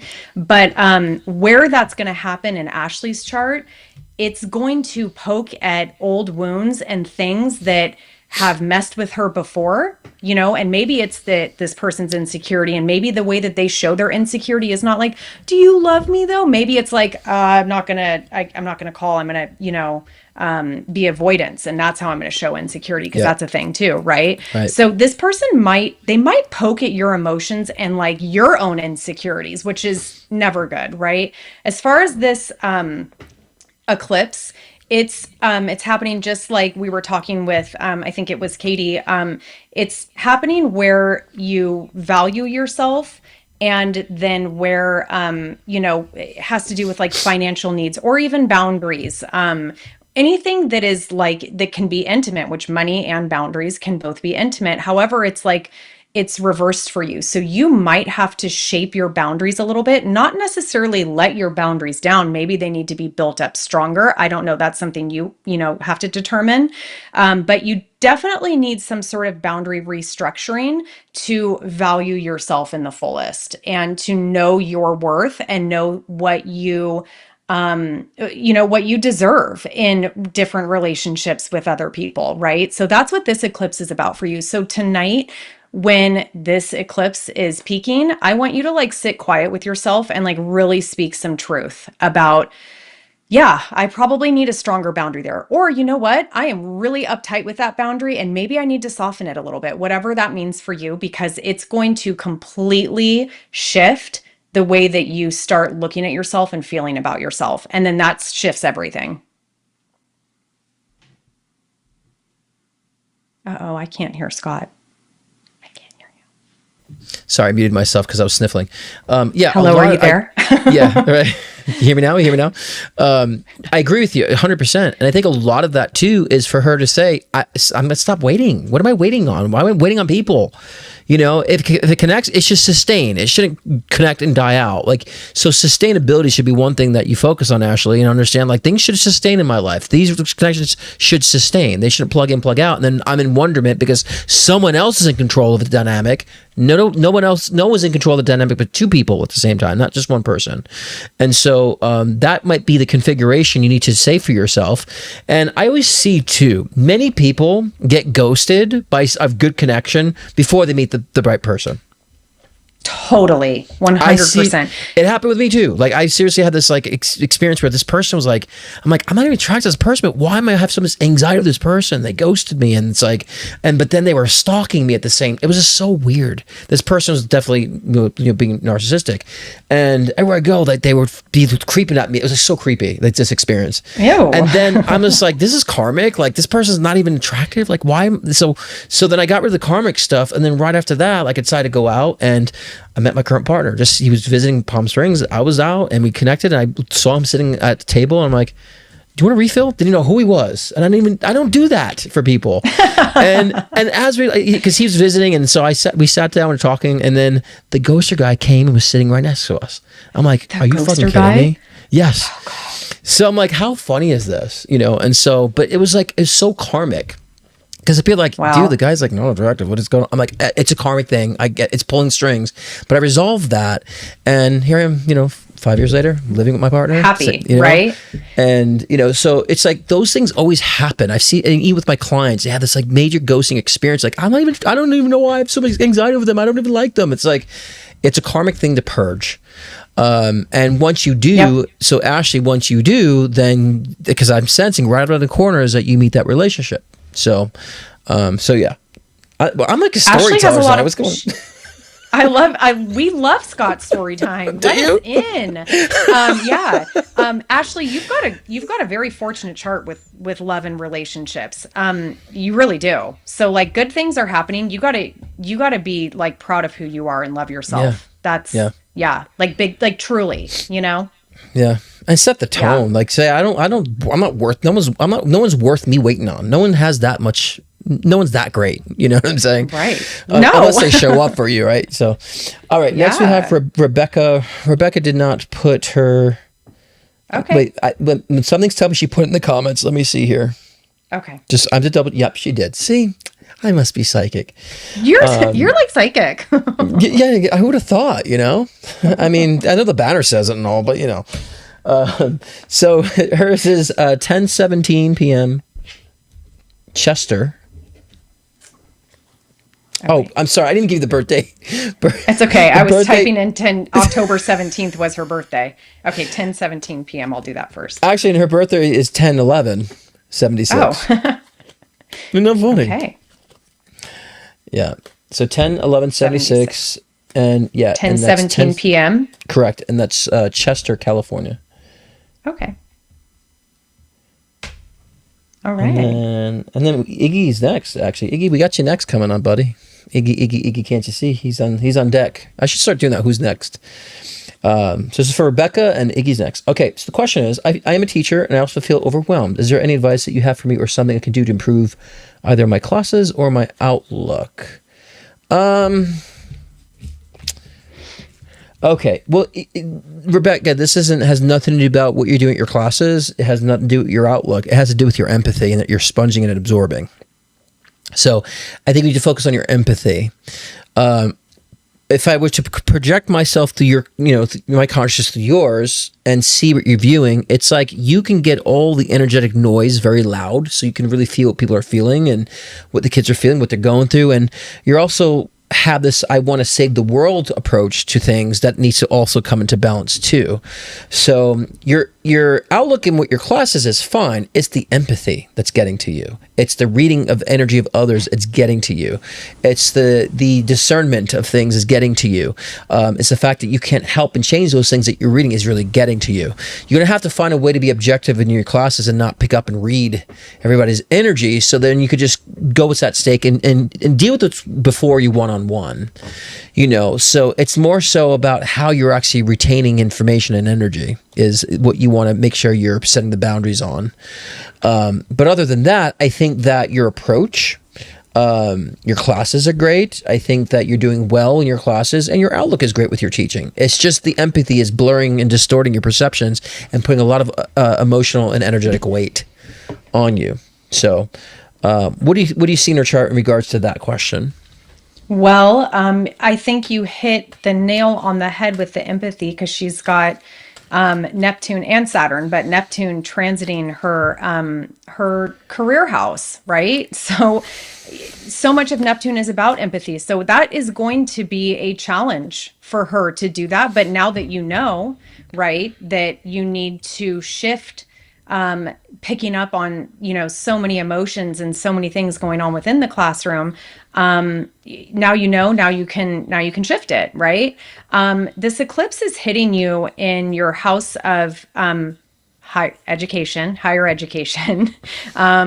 beliefs, your knowledge, adventure exploring, and then also in your house of communications and like your direct community, which can also be, like schools, neighborhoods, things like that. So what I'm seeing is that, and because this eclipse is in Pisces, and again, that's Neptunian, it has to do with empathy, what Scott's talking about. You need to shift the empathy thing and picking up on so much information intuitively, which is so helpful. And that's what we were talking about. The first part of the show is like, use your intuition still, but pivot a little bit with it so that you don't feel everything that's happening in the class. And that's going to help you to communicate with the class better, which ultimately is going to help, lead the class better. And you have that a lot in that's like what's currently happening with the astrology, like, and how it's affecting you. But natally, you were born with a lot of this stuff opposing, a lot of this communication stuff opposing what you do in your career life. So communication it's a big ticket item for you. And how you manage your career life, right? So maybe take a look at the way that you're communicating and see how you can challenge yourself to make a change with that and see how that helps you, manage your class. You are feeling a lot of feelings and a lot of empathy right now, for sure. It's showing up in your chart. I can see why this is probably weighing on you. Maybe even some of it is, taking you back to like, I don't know what grade you teach, but like, or if it's a grade or if it's like a college course or whatever, but maybe it's taking you back to that time in your life, maybe when you were just a student, or if you were, that age or whatever. And it's really making you question all of this. And if you're doing it right, and I think that's great. We should always question how we're doing things with confidence, right? So that we know where we're at to shift it. Yeah. And I love that point too, because a lot of times when people are expanding on things, they think that what they're doing is, or have been doing, is not right. It's like, no, you've been doing it correctly. You're just now evolving So then as humans, like, oh, then I was stupid because I'm learning. No, you're just learning more. Because I sense a lot of evolution with how she's going to approach the class too. What she's been doing is great. You're just following it, and you're allowing it to expand. Doesn't mean you're stupid, or doesn't mean you're doing things wrong. But like we were saying before, like navigate the empathy, navigate all that energy you're getting, and say use that as a power for, like you were saying. I love you said for communication, better communication. Not don't endure it. Yeah, right. Because as a reader, being a medium, like when in the beginning, like I got hit with a lot of like those who commit suicide and on the other side, and seeing these like crazy like scenes and going through, and the pain of a mother, like I had to be, in order to help, I had to not let my emotions get involved. And it's when you understand you're helping, and that's by doing it, you're helping, then it's easier for it to navigate, to not get so emotionally involved, because you're being objected to guide and to lead, but there were a couple where I broke down, and I couldn't help it, but that was, I needed to, because it was a skeptic, and then he's like, whoa, that was my brother, so, but for the most part, I think that, again, like understanding, Rebecca, that, using that ability to read and to feel to communicate better, and don't absorb it, so yes. Okay. Next we have Iggy. Can't you see? He says Cruciverse, the Cruciverse and Exposito. Because I'm writing, because we do things with words, because I'm writing an album. It's called Soul Intelligence, because I'm like, love that, kind of like sticking it to like artificial intelligence, but I think it's alien intelligence. And so the whole album is like, again, there's zero AI, never is AI, so it's all Soul Intelligence in the album. So it's all the SI. So it's SI. So he's putting SI in everything now. Cruciverse. Oh my God. So he and I are aquas. They're very stupid humor like that. Anyways, he's born January 20th, 91. Oh God. Okay. Iggy's my boy. What time? And 5:49 p.m. Okay. And the location is Lviv, Lviv, Ukraine. Lviv. Yeah. Ukraine. Okay. Yeah. Okay, and the question is, what potential is there for a romantic relationship this year? Asking because of October Scorpio Venus retrograde, which happened in October 2018, during a potent time in my life with relationships, work, and waking. Yeah, okay. Well, I will tell you this, Iggy. Well, as I just pulled the Lover's card, so how ironic is that? So that's a sign.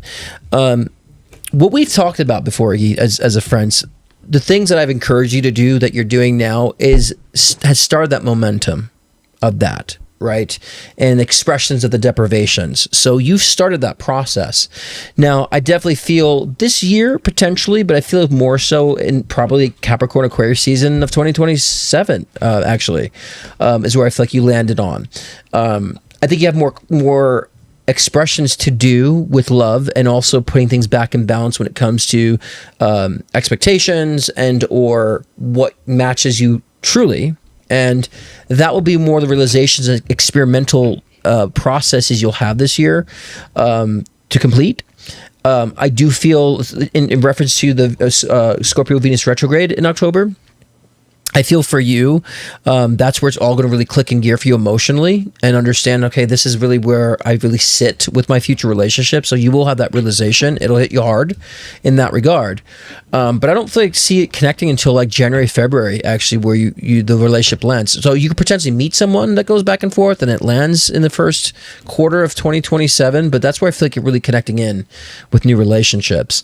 They're saying you're experimenting, and you're still expressing and purging the things that have been deprived of you, and you're learning through that process. So you really started the bigger explosion by doing so. So that's why I'm kind of happy that you were taking those leads on those the experiences you were having, because that's really, again, the Wheel of Fortune card came for you. Started that new cycle. You already started a new cycle for that. So that was my segment. But on that, you got the Lover's card and the Wheel of Fortune card in that. So that's really saying, yeah, you already begun that chapter for relationships. So. But I feel like, I don't know, I feel like, Aquarius season is where it connects for some reason of 2027. What do you see up in there in that chart? You look very busy. I'm having issues because it's not, It's not pulling up. I can't get. Is there a different city that is near their same time zone that I could pull it's up? so funny when I said Lviv, Ukraine. I was saying she's not going to pull it up. I had a feeling you were not going to be able to do that. I was going to ask you, know. did they do Ukraine? Iggy, what is your Is there some other city close to your city, Iggy? Other than that's what I'm looking up, by the way. Yeah. What will show up, Iggy, that you know for your city? Because she's saying she cannot be able to pull up Lviv. He's like, my chart causes you problems. Yeah. What the heck? That's not No, cool. Iggy, your chart shows us your problems. Yeah. I'm sorry, Iggy. I'm trying. Hold on. Gosh. Let's try this again. He says, try KIEV. Okay. There we go. Got it. Yay. Okay. All So right. Give me what do one you see in second. this chart, for time's sake, what do you see in this Yeah. chart for like relationships, love, all that great For stuff? relationships. Okay, well, Iggy, this eclipse is hitting you in your house of relationships. So, whatever you are, and again, this goes back to your truth, whatever you need to be truthful with yourself about, that you need to let go of, leave behind, so that you can find what you are truly looking for, you got to do that. You got to do that tonight, because I mean, you still have time to do it. You don't have to do it tonight, but like, be honest with yourself. That's the first step about it, because there's something that is holding you back from finding that relationship. And I agree with Scott that this Venus moving into Scorpio, going through its retrograde and then moving out, and it's going to kind of move a little faster. Sometime probably around the beginning of the year or so, or February, March, springtime, maybe. I think you're gonna come across somebody that's going to pique your interest, and it has to be somebody unique. Iggy, you cannot, you've got Venus in Aquarius. Also your sun's in Aquarius, but you have Venus there too. So whoever you meet is going to have to be someone that knocks your socks off and that is wildly different from anybody you've ever met. And that's going to be someone that you need to take a lot of interest in. But I'm thinking like sometime around springtime is when you're going to find that. But I think like right now, the work that needs to be done is you gotta get rid of like an old story or an old lower vibrational way of thinking to open yourself up to that relationship. Yeah, and the thing that kept, when you were saying that too, that kept coming up to me was matching. Like, I think you got to really understand what the matching process is for you. Not chasing it, not conforming it or to it, or having someone conform you to it, but what is the actual matching process? If you were to look at yourself saying, this is my energy sphere, this is the components of my personality, these are my characteristics, what is the match to that for me? And what does that look like? So thinking in that regard, because I always feel like you're chasing something or something's chasing you. It doesn't ever feel you're solidified in the matching process for you. And I think that's what we're talking about to settle now and experiment more. Yeah, March. Right? Because I was... Iggy. So I was a little premature. I was saying like January, February of next year, as I was saying. So it was a little premature. No, I think it can definitely start then for sure. But because that's when Venus is going to be hitting like his natal sun, but like it's going to hit into his house of relationships in March and on top of his natal Venus. And I think you're going to see some magic happen then. Like sort of surprised to live. Maybe he meets the person, in Aquarius season, and then by that time March comes around, it solidifies. Totally. But you got to get that foundation ready now, because you got that, like what Scott was talking about. People talk about wanting a relationship and trying to call in a relationship and it's not happening. You got to really be ready for it. Yeah. And understand that matching process, Iggy. Yeah. What does that what does matching mean for you? Not chasing, not conforming, matching. Like, this is me, this is what matches with me and the personality, and diving deep into that. So okay, so next we have Colleen. And then on deck is Connor, and then the final is Linda. Okay, so do you know Connor Long? I don't think so. Should I? I don't know. I'm about to. Maybe you do. Maybe, I don't know. Maybe you will. I'm about to. Okay. Yeah. So we have Colleen is next. Her birthday is December 7th. 81. Yes, love that. 81. Okay. 9:55 p.m. And that's Thousand Oaks, California. California. As Michael Scott would say. I fucking love The Office, and Michael Scott's one of my favorite TV characters. And guess what my middle name is? Michael. Oh, that's really funny. I'm Scott Michael. Chris. That's hysterical. Anyways, food for thought. Okay, her question is, what am I creating? What's coming through has moved into new uncharted territory. I trust my intuition, but also still love confirmation input. It's different than anything out there. I don't know if I understand the question here. And then there's a second. Okay. Can you check out my pup, Winston, to see if there's anything he needs that I'm missing? Okay. So the pup thing is clear. I don't understand the first question. What I'm creating, what's coming through, has moved into new uncharted territory. I trust my intuition, but would also love confirmation. I don't understand the question. Sounds like she's creating something and like she's kind of downloading like what to create. Okay. But like is questioning if validating. It's, yeah. She basically saying, do you see what's happening? Basically like a test. Okay. That's funny. Someone's like, I love everyone who's from California and Florida. I actually grew up in Florida, which is funny too. I was born in Staten Island, New Yorker, and I grew up in South Florida. So isn't that funny? A lot of Florida, California connections. It's interesting because first thing for me, I just was getting home life, new property, new investments. So there's something new with a property and or home. So I know we talked about home life in a collective read, but you might even do something in regards to, this might sound left field too, you might do something in regards to like real estate, because I got the Four of Wands and the Three of Pentacles. We're just talking about community and connect with the community and or connecting people with home and location. So there might be some sort of endeavor too that is in the real estate endeavor and connect with people in that way, and I heard investment properties too, as well. So I think that'd be something that'd be really great for you to do, actually. And the communal part is really helping to connect people, because they're also saying about you being a hub, So I think you should definitely move in that direction for shizzle. Let me get into your pup too, Winston. And okay, great. Noel just says that's correct. Okay, good. Because I felt crazy saying that. Winston is great. Make sure I read the name correctly. Is it Winston? Yes. Okay. Does he need anything? No. Winston's fine. I just feel something with his back right leg. Maybe he sprained it. Something of that nature. But everything feels fine.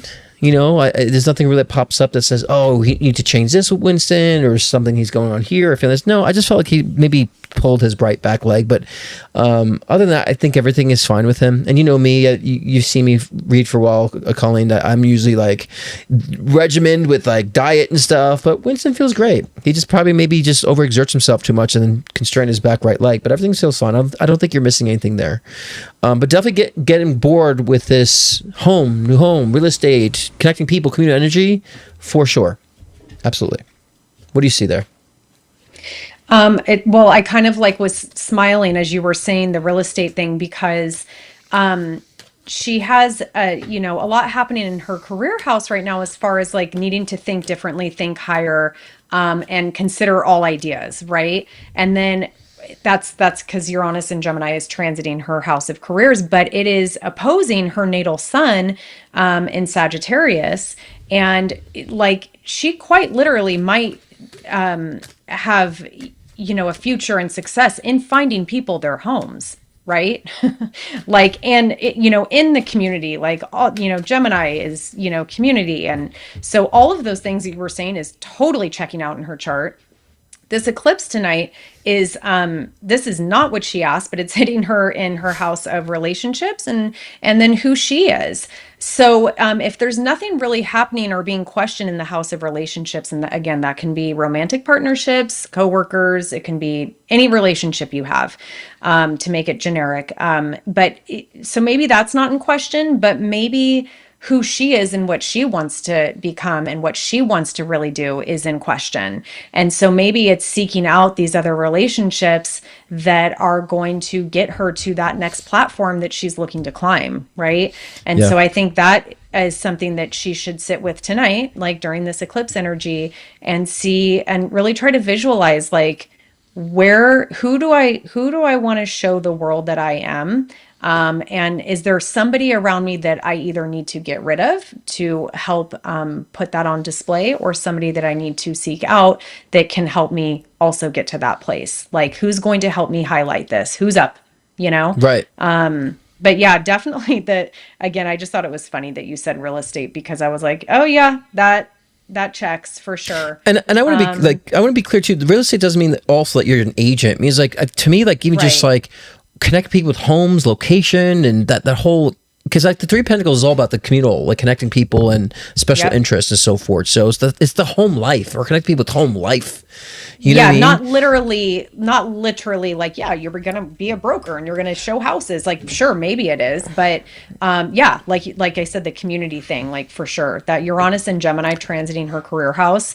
Right. Like, there's a lady here in this community that hosts like a thing on Friday nights to bring community together. Like, it's not even her career, it's just what she does. So it's like, maybe that's how you show yourself in this world, is this like community bridge builder, right? Which can also be translated, as like a realtor. They do that kind of stuff, right? Yeah. It all kind of blends together. But there's still that real estate connection somewhere. It could be an investment property too, or just an investment property that she's able to do a retreat on. You know what I mean? Like, it's not so black and white for me when I read that, Yeah. And so, options. There's lots of options. Yes, but it has to be a foundation of connecting people with their home energy. And so, she actually has put it in here. No involvement in real estate, but I'm working to bring my neighbors together and create more of a community. Okay. And then she says something, well, that makes sense. We're talking about that, but we're talking about the future and how things are going to evolve. So for me, I feel like somehow you'll be working people's home lives and connect people's home lives. Now, it's interesting you say creating a business around herbs, but now moving into flower essences, from plants and my community and all that great stuff. Yeah. As long as you're bringing that to people's homes and having people, teaching people or educating people how to bring it into their home life and connect people with their home life in that regard, that's the connection I keep feeling. So if you can understand that essence of how, perhaps you teach people how to create their own herbs or not create, because God created them, but to raise and to plant their own herbs in themselves, there has to be that essence of connection with home life. And I love that the word essence and herbs and flowers keeps coming up, because she literally has Venus sitting on top of her Saturn, which Venus is, like, amongst many things, is about making things beautiful, right? And then sitting on top of, Saturn, your natal Saturn, which is like, making structure around it. So, like, keep structuring these beautiful things, whether it's something tangible like herbs, flowers, whatever, or people together, and just like the energy of community, because that's going to lead you to the future. Yes. Endeavors. And that might be the missing piece, Noelle, that you have to integrate the home life into what you're doing for the people and connect people with the home essence. You know what I'm saying? You have to think about that, because it's fine if you're a herbalist too, but I think more and more people are becoming more interested in learning how to do it for themselves. And this might be your missing piece. And there is a real estate connection too, that I feel like it could be an investment property at some point too, or some sort of investment property that you invested in the future, and not so much the near future, but to where you actually can do a retreat. You have to consider this part. I feel like they want to emphasize, because that's the missing piece. You know what I'm saying? So good. I would say hopefully it makes sense. She says, yeah, that's part of it. Okay, cool. Because a lot of times they want to give you a direction of things that you have to do to connect what you're doing, because sometimes we have the ideas, that's the external parts of what we need to do, instead of the core of it, or we have the core but we don't have the extremities of how to express that. So I feel like keep that in mind, I would say. you know. How to connect people with their medicine around their own homes. Yes. Sorry, I was slow to connect the dots. Okay, cool. Yeah. Well, it was difficult for me because at first, like the home light, they just kept pushing the home energy on me, and the connected community with home. So like for me, it was also like, how am I reading this? Because there's so much dynamics to that, you know, and I also see a real estate property in your future too. So there's a lot, but obviously you're in the right direction with that if you're considering that. So take that as, I guess, confirmation in that regard. For sure. Yeah, because sometimes spirits like, this is what they're missing, and they'll have me emphasize that over and over again, you know. Okay, Connor says, okay, what kind of the birthday is 8/28/91. Oh, that's tomorrow. Oh yeah, it is tomorrow. Happy birthday. He's a youngin' too, 91. Yeah. And I know all these 91 babies. And there's a lot of I say a lot of 91s and 81s. Yeah. Which is interesting. I saw a lot of 81s and 82, so kind of somewhere in the middle. And 5 a.m. on the dot. Exactly. Yep. Oh, okay. And Tallahassee, Florida. Look, another Florida. Florida. This is so funny. Yeah. It's almost as funny as me trying to spell Tallahassee. Yeah, exactly. I got it. God. I got it. Okay, so I'll have to channel this one. What kind of visual identity or brand do you see bringing the most success for my band, Saturnal?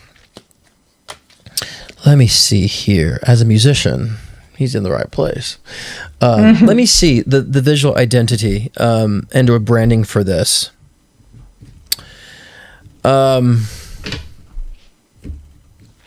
God, I wish I had a name of this type of art.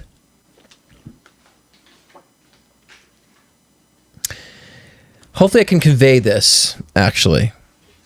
Because a lot of what I'm seeing is almost like 3D futuristic occult-like symbology of a brand. Like very eccentric this way, but where it's retro. I wish I knew the name for this type of art, but I wish I can convey this properly. But there's also like this like 3D RGB. What's that? There's also like this 3D RGB type of style. But there's something very symbolic about it. Very, I don't want to say Illuminati because that's so bad, but something that's really provoking the idea of breaking through secrets, the idea of myth busting, right? There's that edginess to it. There's that very vibrancy to that retro modern art, right? That's to me the brand, right? Or the visual brand of that. Thought provoking, you know. I'm also getting this kind of, I don't want to say psychedelic because it's not on the nose psychedelic either, but if you can think of the psychedelic modern retro art, this kind of where it looks kind of 3D and almost like you're looking through a, you know, what are those things that you put those films in the vision things, whatever they're called? I have to draw it out. It's hard to explain, but that it has to be thought visually provoking in this way. And also, to me, the branding is really cutting through the secrets of things. I just feel a lot of that, breaking the norms. So very rebelistic in nature, but still very guided and still very structured, but still very focused and forward thinking. So it's very complex, but it still feels unified to me.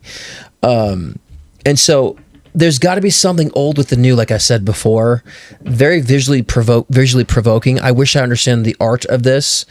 But I don't want to say psychedelic, but I want to say like hints of that with retro art mixed with modern art.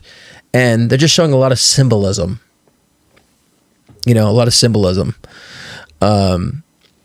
And so, yeah, I think that's, hopefully you can read my mind and what I'm projecting.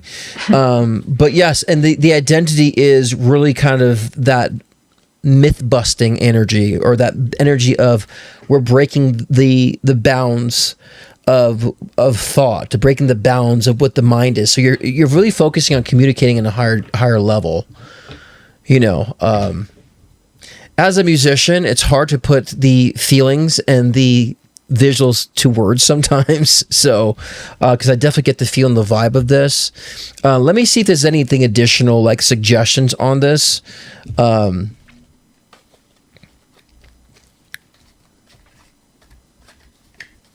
There needs to be, take this or leave this. I heard bending synths.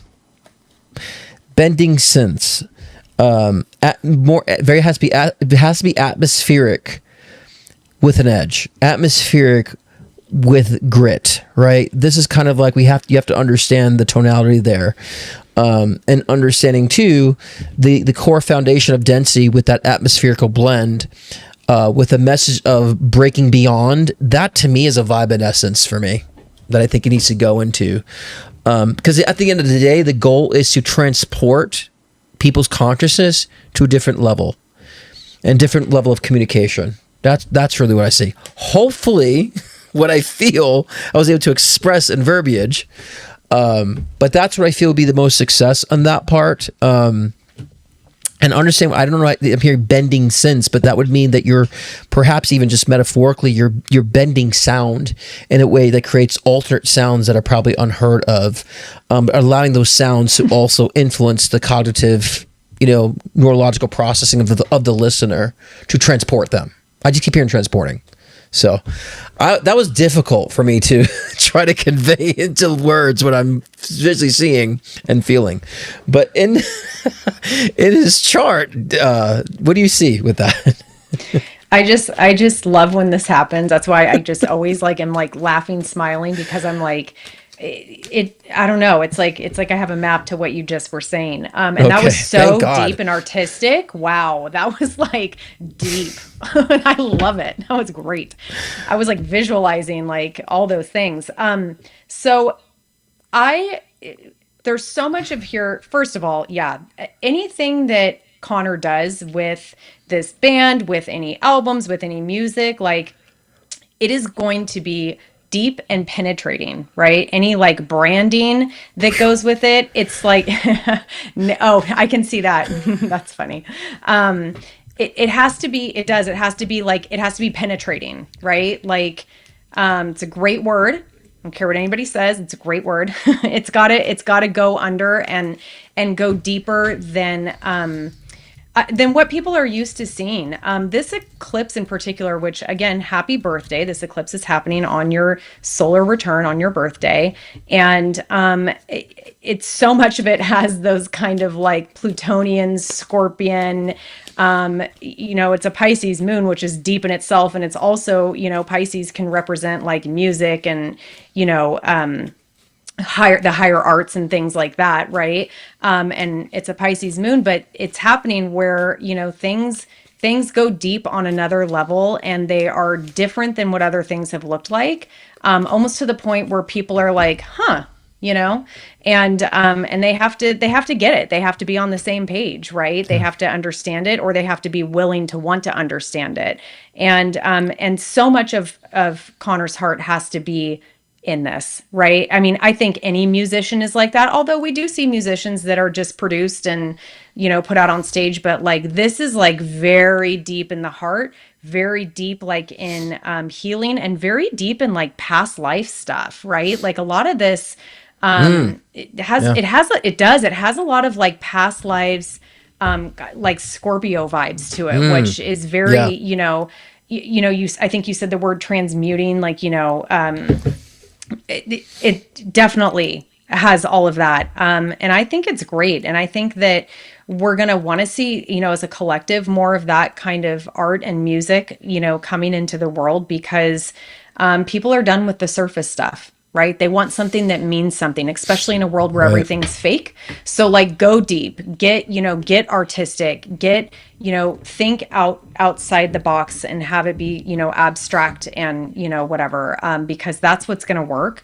And that's honestly, that's all you personally, you as a musician, that's all you can put out is authenticity that. Yeah. I'm just looking to see if I see, anything else going on here. Yeah, I'm glad. Well, it was very fun. I was struggling trying to articulate to words like everything I was feeling. Yeah, no, because if you get it, you get it, and I totally got it. And Yeah. you've got Mars going through your 12th house, which is like, this is gonna that's gonna give you the ambition that you need to drive this, what you're trying to get out there. Convey. It's gonna give it that to drive it home, which is great. I love that for you. And and the rebellistic nature, I was feeling like just like breaking the bounds. Like that's what I was saying, like the bending sense. You're taking, like, we're bending it, we're altering the sound to make new sound. Like it's just, and you're right about too, that people want something pure, because now AI can like duplicate really good singing and songs, but people just like, it sounds sterile and soulless. Okay, Totally. the voice can emulate a great voice and all those stuff. People are like, I don't want it though. It's AI slop. And so, and especially the stuff I'm creating now too is similar, because I'm really doing these grinding beats, but then also this like atmospheric stuff too, because I want to blend the density with the spiritual too. That's what I'm working on.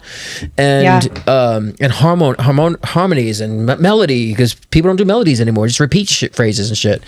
And so, there's a lot of heart going into the intention of the work that I'm doing. So that will stand out to just AI slop, or people just producing because I just want to hit song and just repeat something and stuff like that. So you're right. People are craving that, and people are creating those who are breaking the boundaries, even within musical styles, and music, and even musicality and so forth. So,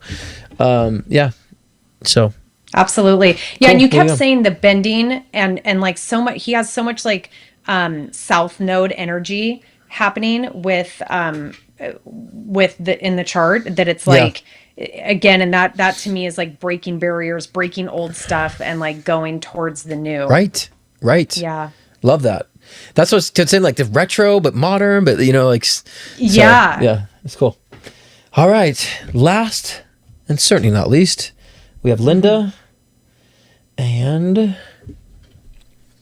her birthday is July 24th, 1963, 5:31 a.m. We have another 5 o'clock baby. And that's Mattoon, Illinois. So that's Mattoon. Mattoon, I think I'm saying it right. Illinois. Yeah, Okay. it's not Mountain. Okay. It worked. Thank you, Scott and Heather. As I return to full-time caregiving when my husband returns from an extensive hospitalization stay, I stay positive and focused, but I also feel unsure. Do you have any direction for the next few months?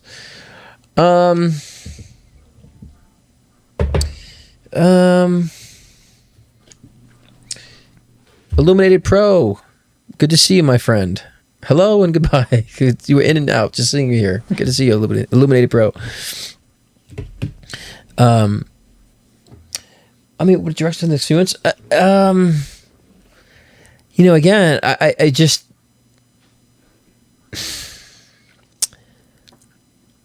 I'm sure I've said this before, but I feel like your partner's on the verge of passing. I think that's evident, and so I think the next few months we'll be talking more about preparations.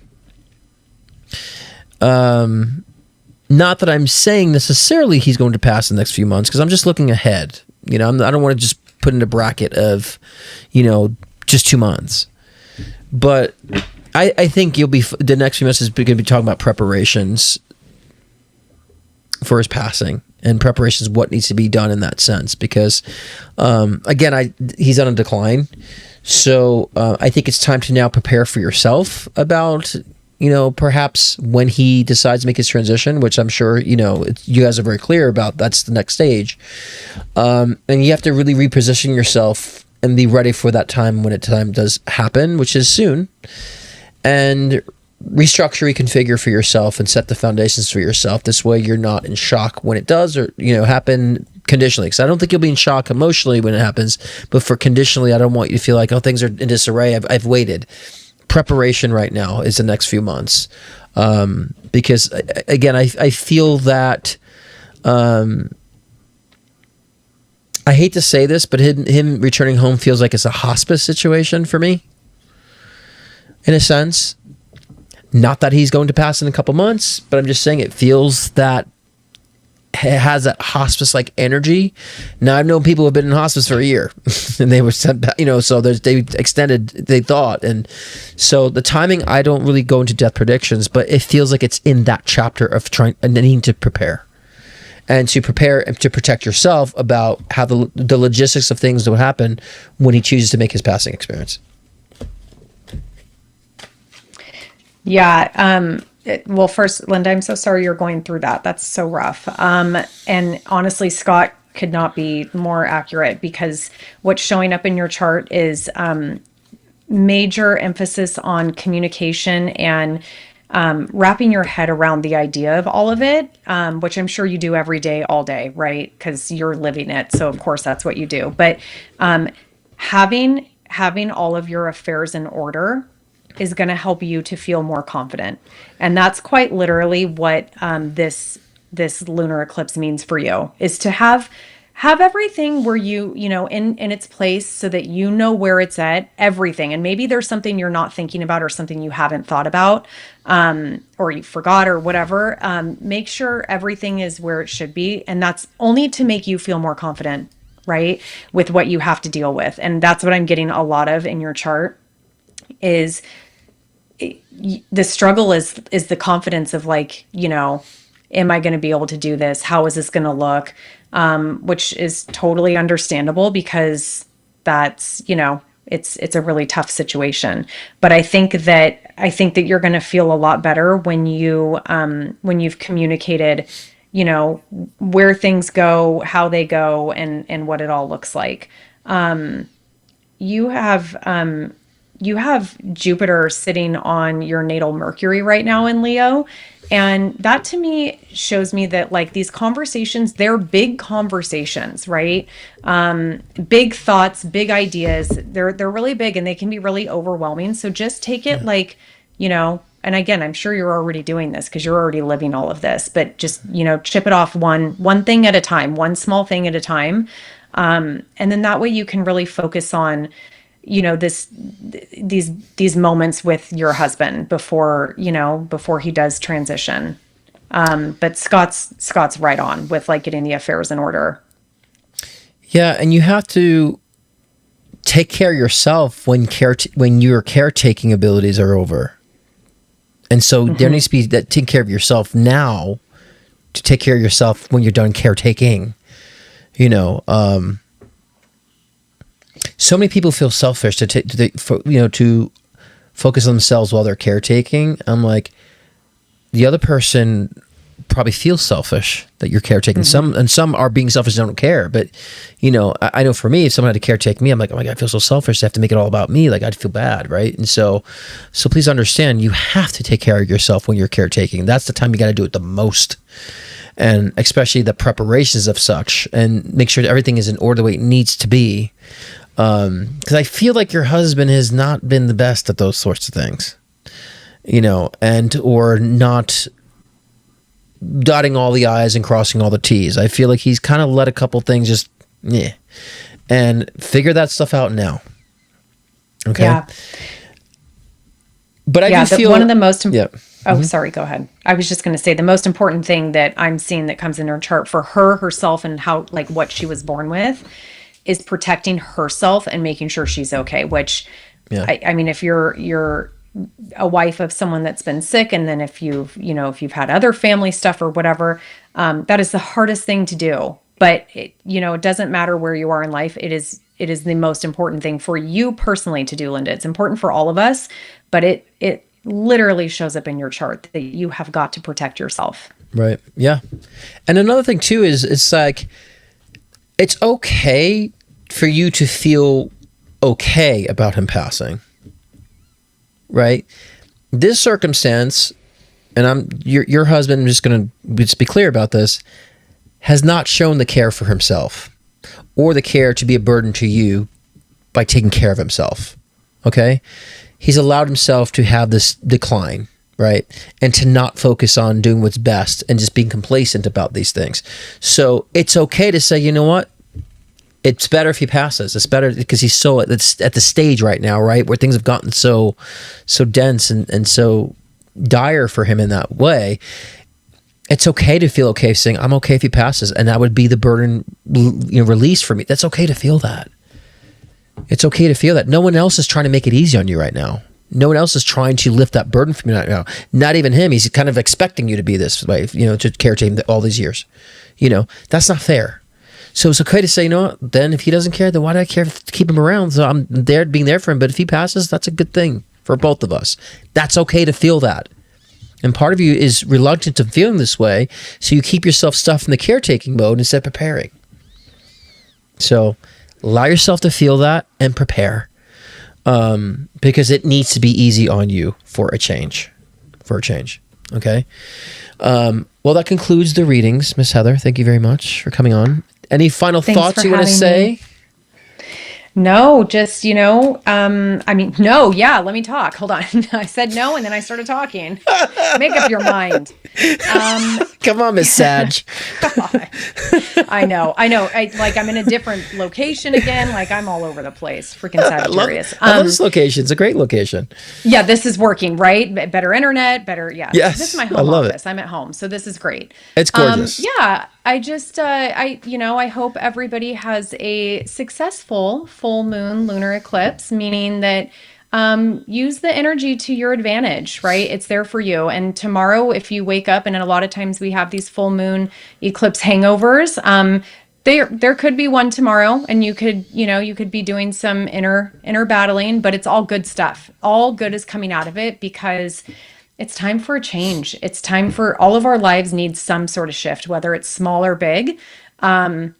So that's what's happening right now. So embrace it, move with it, don't move against it. And yeah, we can't wait to hear what happens with it all. That's all I have to say. And again, stop saying thank you for having me. It's great. Thank you for connecting. It's fun to connect, right? So I feel like you have me over at your house for cocktails. It's a cruisiverse, babe. Come on. You're in the cruisiverse. I know it sounds so cheeky, so funny. It's almost like it's so I don't want to say narcissistic. It's so full of myself. I think it's comedic, which is why I call it the cruisiverse, because it's almost kind of funny, because it's kind of full of yourself. But I didn't. Someone else came up with that, actually. Someone said, "Oh, come to the cruisiverse." I'm like, "Oh, I like that. Maybe I'll turn into that." And Anyways, awesome. So we'll see you in a month, and we'll figure out something. We'll plan something cool for you. Maybe we can. I usually do psychic game night once a month too, so maybe that could be a deal we do for both of. We'll see. But you'll plan that out. We'll collab it out. But love it. But thank you for being on, and stay backstage. As you know, before I close, I'm just going to do my final thoughts. And okay. So yeah. All right. See you in a couple minutes. Say goodbye out there. All right. Such a great partner. I think Aquarius and Sag work very well together, don't we? All right, guys, here's my closing. I would say, again, like Heather did say, she said, there might be a little bit of a eclipse hangover. If you feel sluggish and tired, don't push it. It's time to be sluggish and tired, okay? So many people are like, I'm tired, but I can't be tired. No, you got to be tired. You may have to go to work, but maybe you take a nap on your lunch break. Or maybe you come home and relax instead of doing more of that work that you need to be doing. So take the clues, okay? Because we also need to prepare when things have an uptick in our trajectories. So, and again, are you still identifying? Again, it's all about the identity again. Are you still identifying with work? Are you Rihanna? Work. Or do you want to be like Madonna and be on holiday? Or do you want a little bit of both? Whatever the fuck you want to do, you do. But what do you identify with? And does that repetition work for you anymore? And you might say no. And you're like, well, I don't know what to do. So all because you don't know what to do to change it doesn't mean you stay stuck in it either. You just need to ponder and to intellectualize. Okay, if I don't like this loop, what do I need more of? What bounce do I need more of? Ponder a little bit, and then you can start a new cycle, because you're going to be in a loop of repetition either way. I'd rather be in a loop of evolving. I'm always evolving something. It's always growing. It's in that rhythm, that momentum. So yeah. So next week I will be doing, it's it's the 3rd, I think. Is it the 3rd? Yeah, next week will be the 3rd. And I'll be doing the September energy forecast. A couple days late, but it's okay. We have to solve a full month. So I'll do the energy forecast for September next week. So tune in there. Again, for one-on-one readings, scottcruisepm.com. and get your bookings in for September before I send an email to people that I'm available for September. Anyways, guys, you're all the gods and goddesses of your own myth. I don't even know what to close with right now.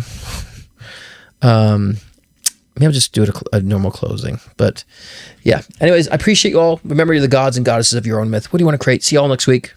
Much love, guys. I appreciate you all. Good night. Building